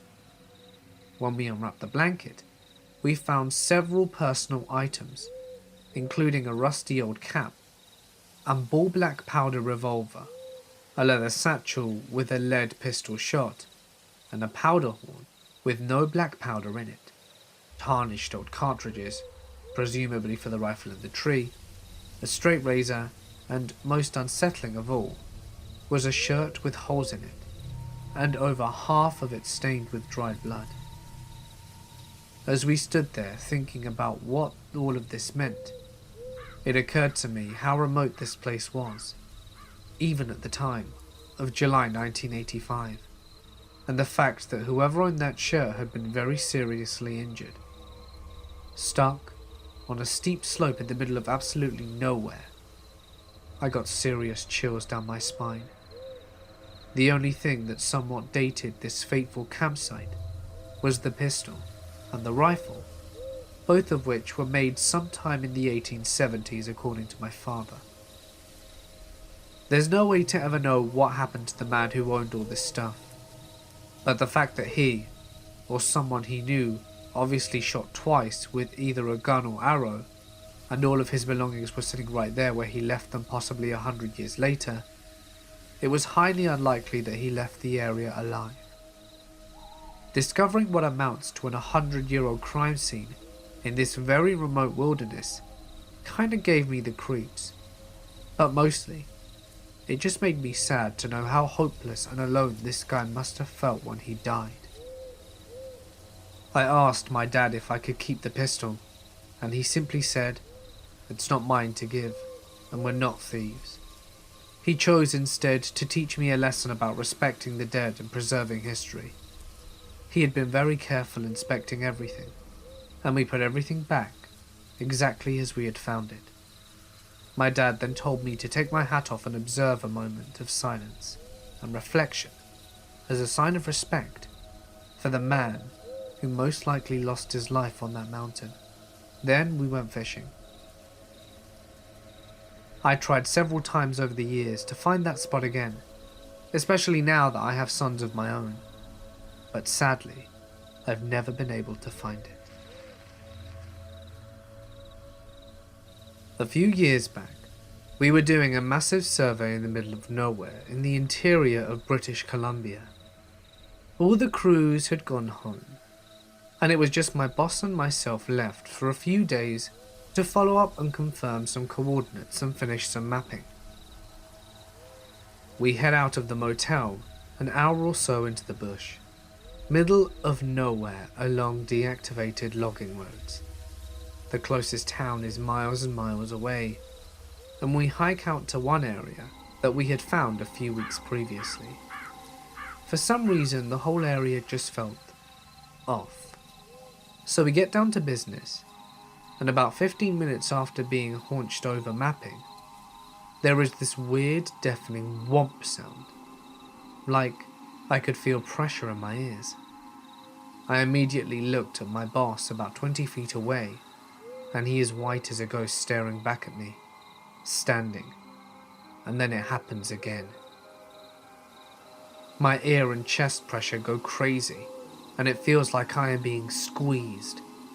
Chills all over my body, and every hair is standing on end. My boss just looks at me and says, "Let's go." We grab all of our stuff and speed hike back to the truck. We never discussed it. No clue what it was, but I've never been so freaked out in my life.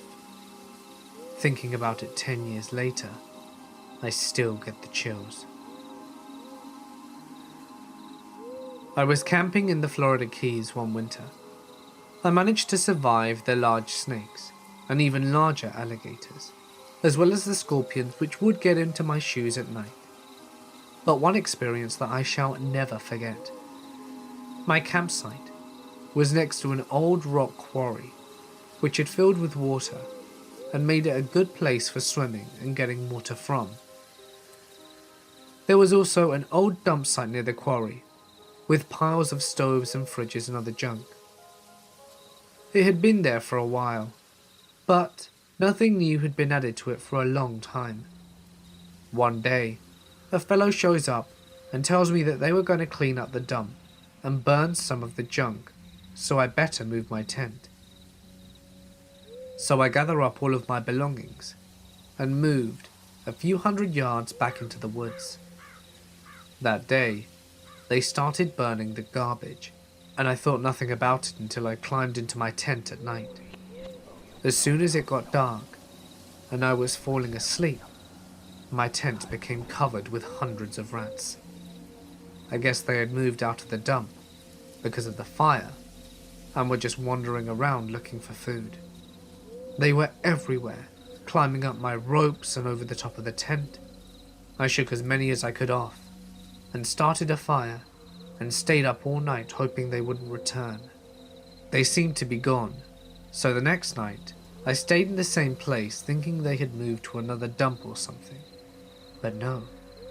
As soon as it got dark, they all returned, bringing some of their friends, as it seemed that there were more than ever.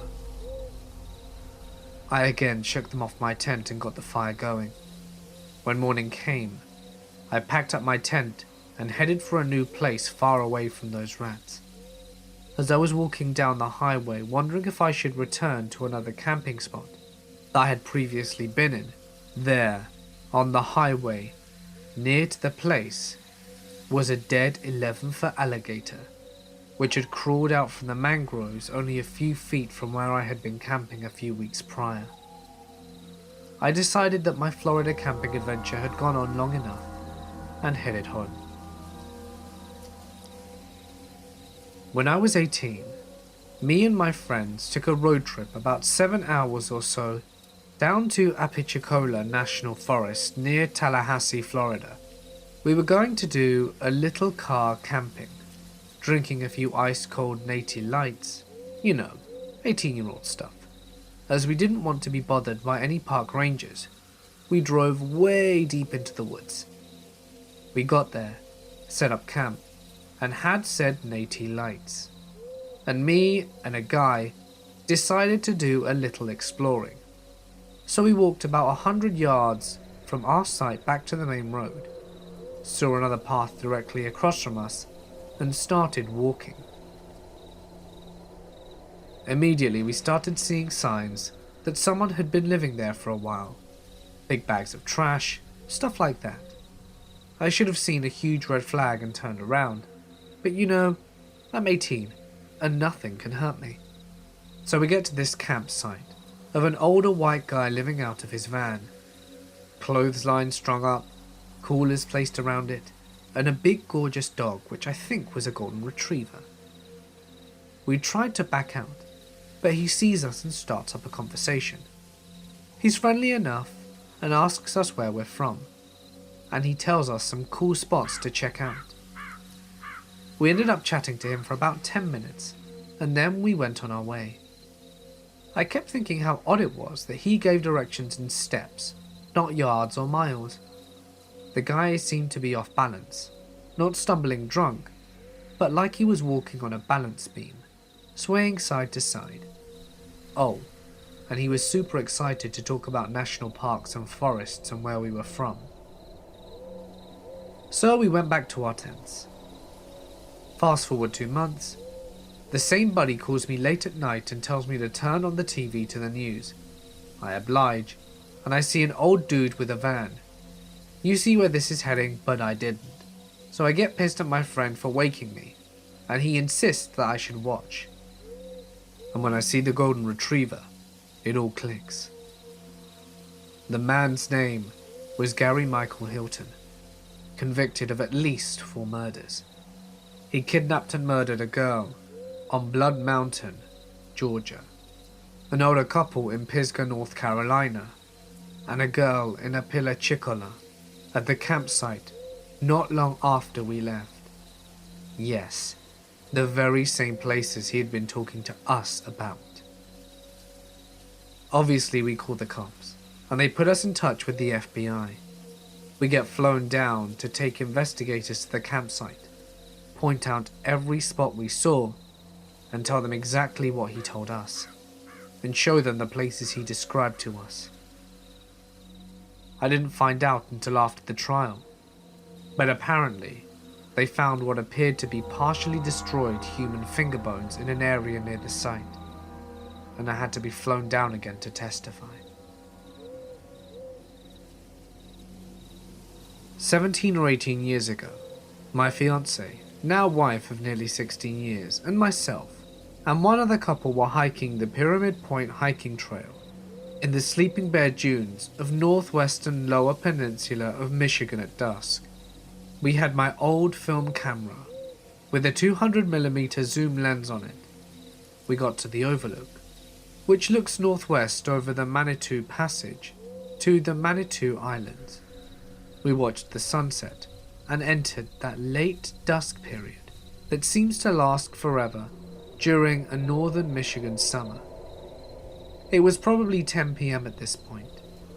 There were high winds and solid waves breaking on the shore below us. While standing and talking, we saw a light flash once out in the water between the islands and the mainland, in the vicinity of North Manitou Shoal Lighthouse. We stopped and looked, but weren't creeped out by it. After all, boaters are out in this stretch of water fairly regularly.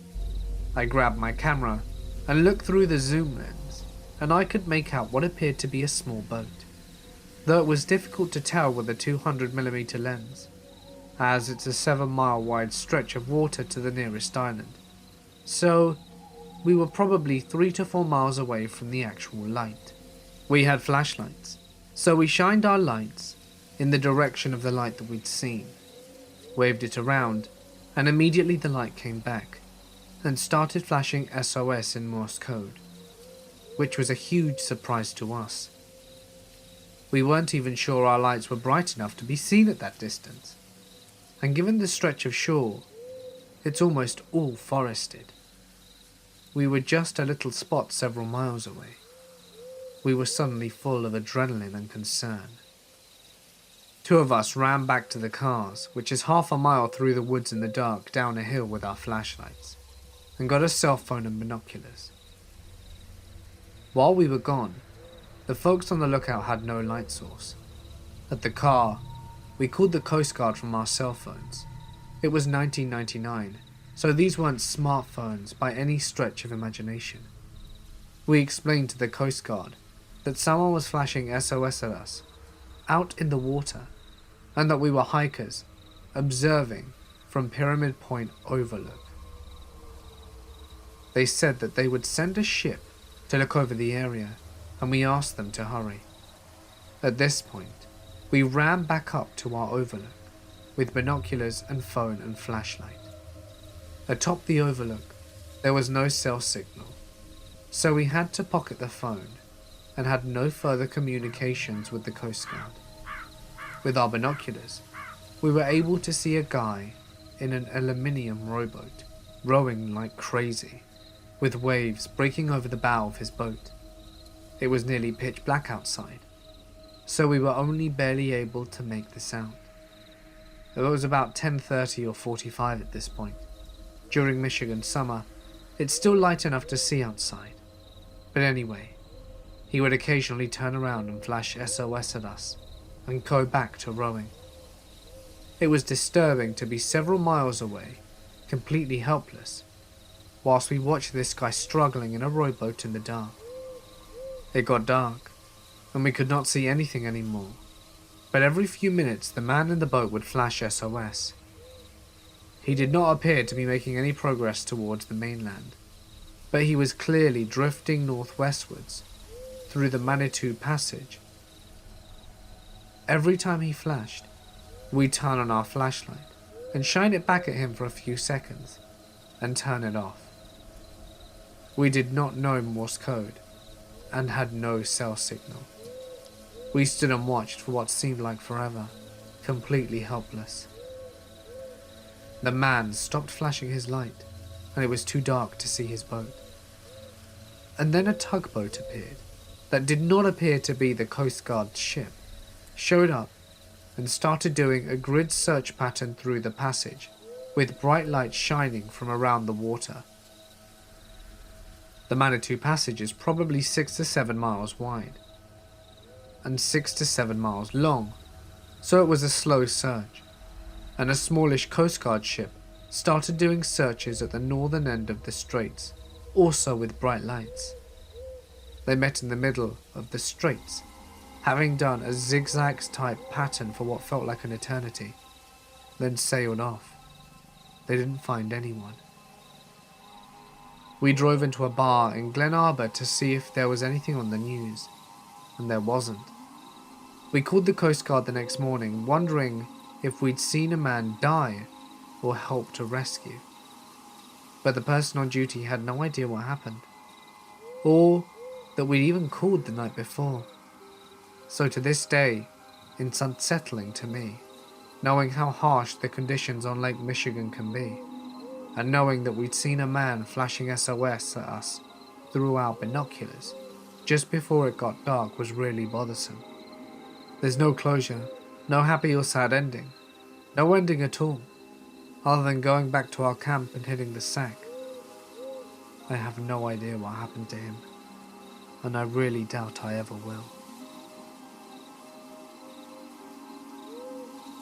I was hiking and backpacking with 2 friends in Montana. We were probably 5 miles from the nearest paved road, and had hiked around 2 miles from the end of the dirt road. The spot isn't very well travelled, and is quite nondescript, but we all enjoyed getting away from any crowds, and being out relatively alone, so we always gravitated to areas like this, for backcountry camping. We built a fire and hung out, then piled into our tent. All is normal, and we hadn't seen a soul, or any recent sign of people, since we left the paved roads.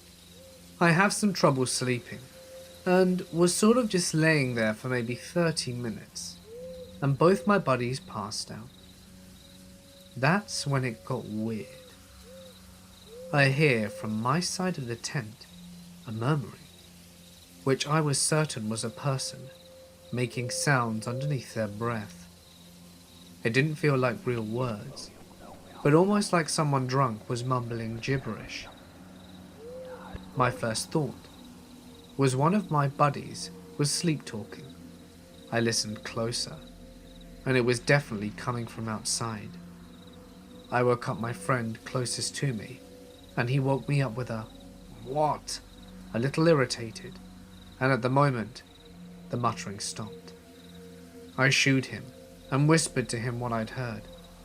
We waited a second and it started again, but it seemed closer this time, and he heard it too, but we didn't hear any movement. I can still hear the voice, and it really messes with me 10 years later. He gave me a "what the hell" face, and proceeded to gesture that he was going to unzip the door and see what was outside. Right as he starts moving the zipper, we heard what sounded like someone taking a huge gasp of air before diving into a pool, seemingly from the opposite side of the tent of where we heard the original muttering from. We both froze for a second before he pushed his flashlight out and looked in that direction and screamed, "Who's out there?" We didn't see anything, and never heard a single twig or the sound of movement. But this time, my other friend had woken up, and we were all still freaking out. We told him what was up, and we all took our flashlights out to see what the hell it was, and we saw nothing at all. We were both up for a long time after that, while the sleeping friend was out again fairly shortly thereafter. We didn't hear another odd sound at all, and in the morning there were no signs that anyone had been there. We cut our trip to just that night, and moved back to a campground the following day. We still have no idea what or who was outside our tent. The only thing that we could even make a semblance of a sense of was an owl, bat, or another bird. But I've spent many nights outdoors in that habitat, and I am familiar with those noises. This was entirely different in my opinion, and didn't come from any animal I'm aware of anyway. Still gives me chills thinking about it. I have a couple of stories about camping. One year, I was working for the forestry for the summer, so I decided to camp out by where the work was. I would go into town only once or twice a month for supplies. On the forestry road on the way there was a fellow camping a few miles from my setup. He wasn't working with me, so I figured maybe he was a hunter or something. After a couple of times of passing his campsite, and seeing that his car was never moved, I decided that if the car was still there by the next time I drove by, I'd stop to see if he was okay. Thankfully, as it turned out, one of my fellow co-workers had the same thought, and he got there first. He could tell by the smell when he approached the guy's trailer that there was something seriously wrong, and when he went inside, he found the guy with maggots crawling out of where his eyes had been. It was a hot summer, and his body had been there for quite a while before my buddy found him. My buddy guessed it was a heart attack or something, and he reported it to the police and they dealt with it. But we never heard any more about it. Here are two stories. Both take place in the Rocky Mountain region. We don't like to camp in campgrounds because we're antisocial and none of us care to share a campground with the stranger screaming kids waving around their flaming hot small pokers. When we go camping, we do mild off-road and camp in clearings away from the people. Just after high school, me and my friends decide to celebrate by going out on a camping trip. We ended up leaving way later than we had planned. It was dark by the time we got up into the mountains, and the camping spot was about an hour or so from home. We didn't want to turn around, so we just decided to make do and set up camp in the first decent clearing that we found, and would figure things out in the morning. We all set up our tents in the dark, moonless night, and just went straight to bed. When we woke up, we realized that we had unwittingly set up camp on top of someone's abandoned attempt of a marijuana farm. Not wanting to deal with that shit, we packed up pretty quickly and moved on. The second incident happened a few years later with the same group of friends. We set up camp in a little clearing surrounded by thick trees and settled around a campfire for the night.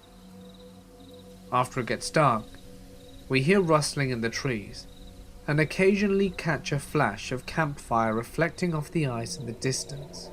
We aren't worried. This isn't bear country, and this particular area is covered in deer. We had to stop a few times on the drive to this spot to let deer cross the road, and we noticed tons of hoofprints and deer trails near our camping site whilst we were setting up. We go to bed, and all night long we hear the snapping of twigs and leaves. They sound like they're coming near the campsite a few times, but then back off when the dog starts barking. The next morning, we notice that there are fresh cougar prints skirting around the edge of our campsite. It's pretty obvious the cougar was circling us all night, sizing us up. We're dumb, young adults, and decided to test our luck, so we stayed a second night. That second night we decided to take shifts sleeping, with a few of us staying up to watch on guard, with our shotgun ready, and keep our fire tended during the night. Me and my ex had the first half of the night. Occasionally we would see a yellow flash of eyes for a brief moment, and they'd disappear again. The dogs would not shut up. Maybe it's just paranoia settling in, but my ex swears he saw the cougar off in the trees. At this point, we all decide enough of testing fate and slept in our cars and left next morning. Next morning rolls around, and our friend takes the dogs out for a small hike and one last potty break whilst we brewed some coffee. On our way back down the trail, they notice cougar tracks following theirs, and we're all convinced we're being stalked. We decide to forget about coffee, tear down camp as quickly as possible, and nope out of there.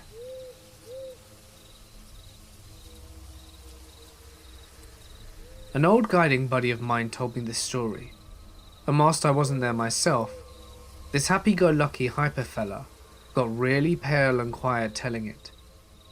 He would only tell it to me during the daytime after weeks of badgering, and it was the only time I saw him scared in all the months we spent leading a group around Appalachia. So, my buddy Mark went camping in a state forest in Virginia with a group of his college friends. They were a small group of 4 from the outdoor rec department, experienced kids with all the necessary gear in familiar terrain. Being college kids, however, they rolled into the campsite fairly late and decided to just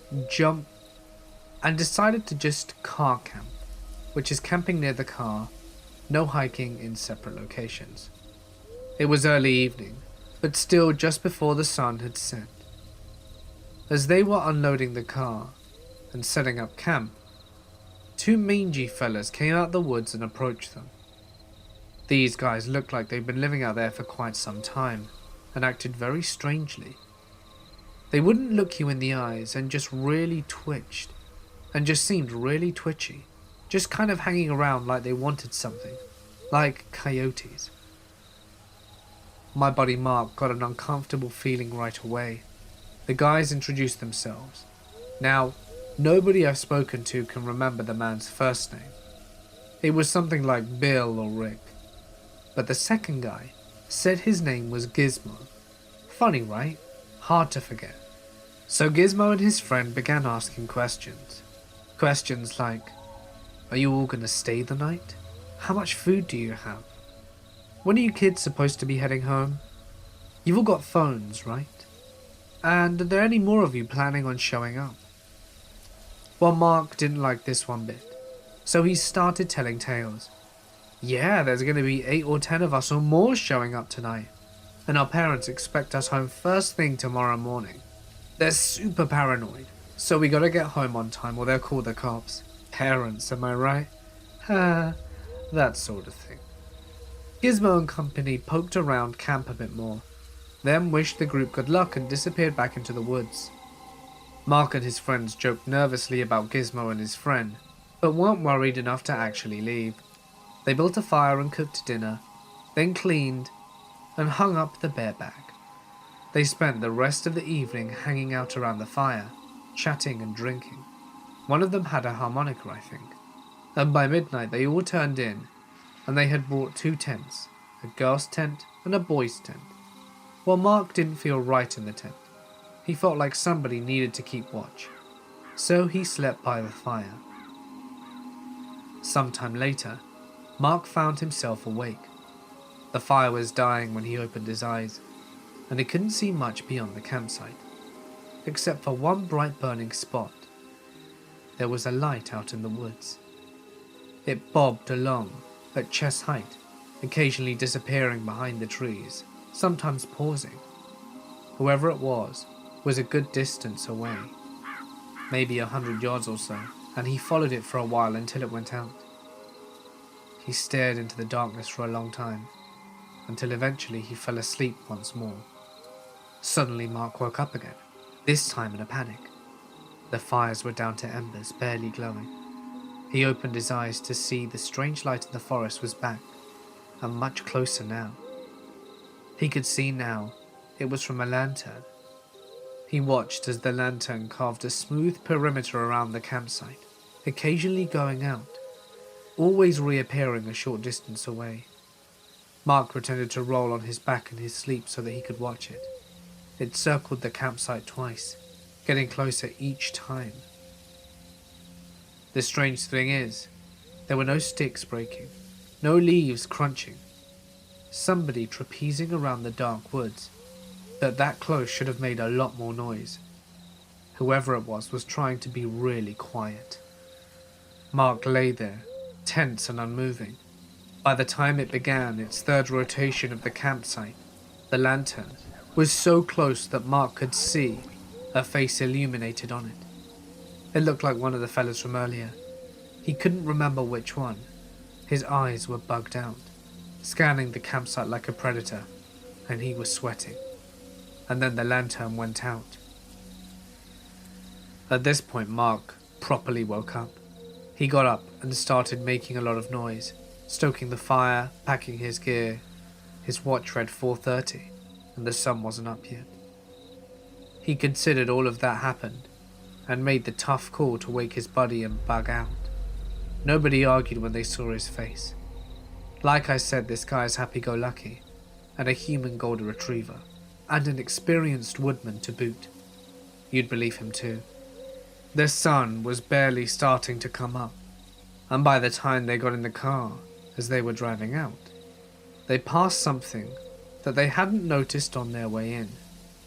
There was an old RV parked out in the woods, camouflaged with a mixture of earth-colored tarps and actual greenery. It was surrounded by a chain-link fence that was also draped with camo tarps and leafy broads. The whole thing looked like a long-term hunting campsite. Mark and his friends were actually relieved. Gizmo and his friends must have been poachers, and that would explain their creepy stalking behavior. They had been trying to scare kids away from their campsite, Scooby-Doo style. Still cautious, they hightailed it out of there and counted their lucky stars that they weren't deer. That should have been the end of the story. The next part I don't understand. I don't know why Mark or his friends didn't tell anyone about Gizmo for a few weeks. I would have thought for sure he'd report the poachers ASAP. He's very type A, and not typical for him to procrastinate or let rule go unenforced. I don't know what his excuse was, but Gizmo and his pal were forgotten. Then one day, Mark mentions the incident to a law enforcement officer from the DNR that came to lecture at one of his classes. She asks casual questions, just to be polite, but then stiffens at the mention of the name Gizmo. "By any chance do you remember the other guy's name?" she asked. "No, it was something normal, but I don't remember." "God, they always say that," she replied.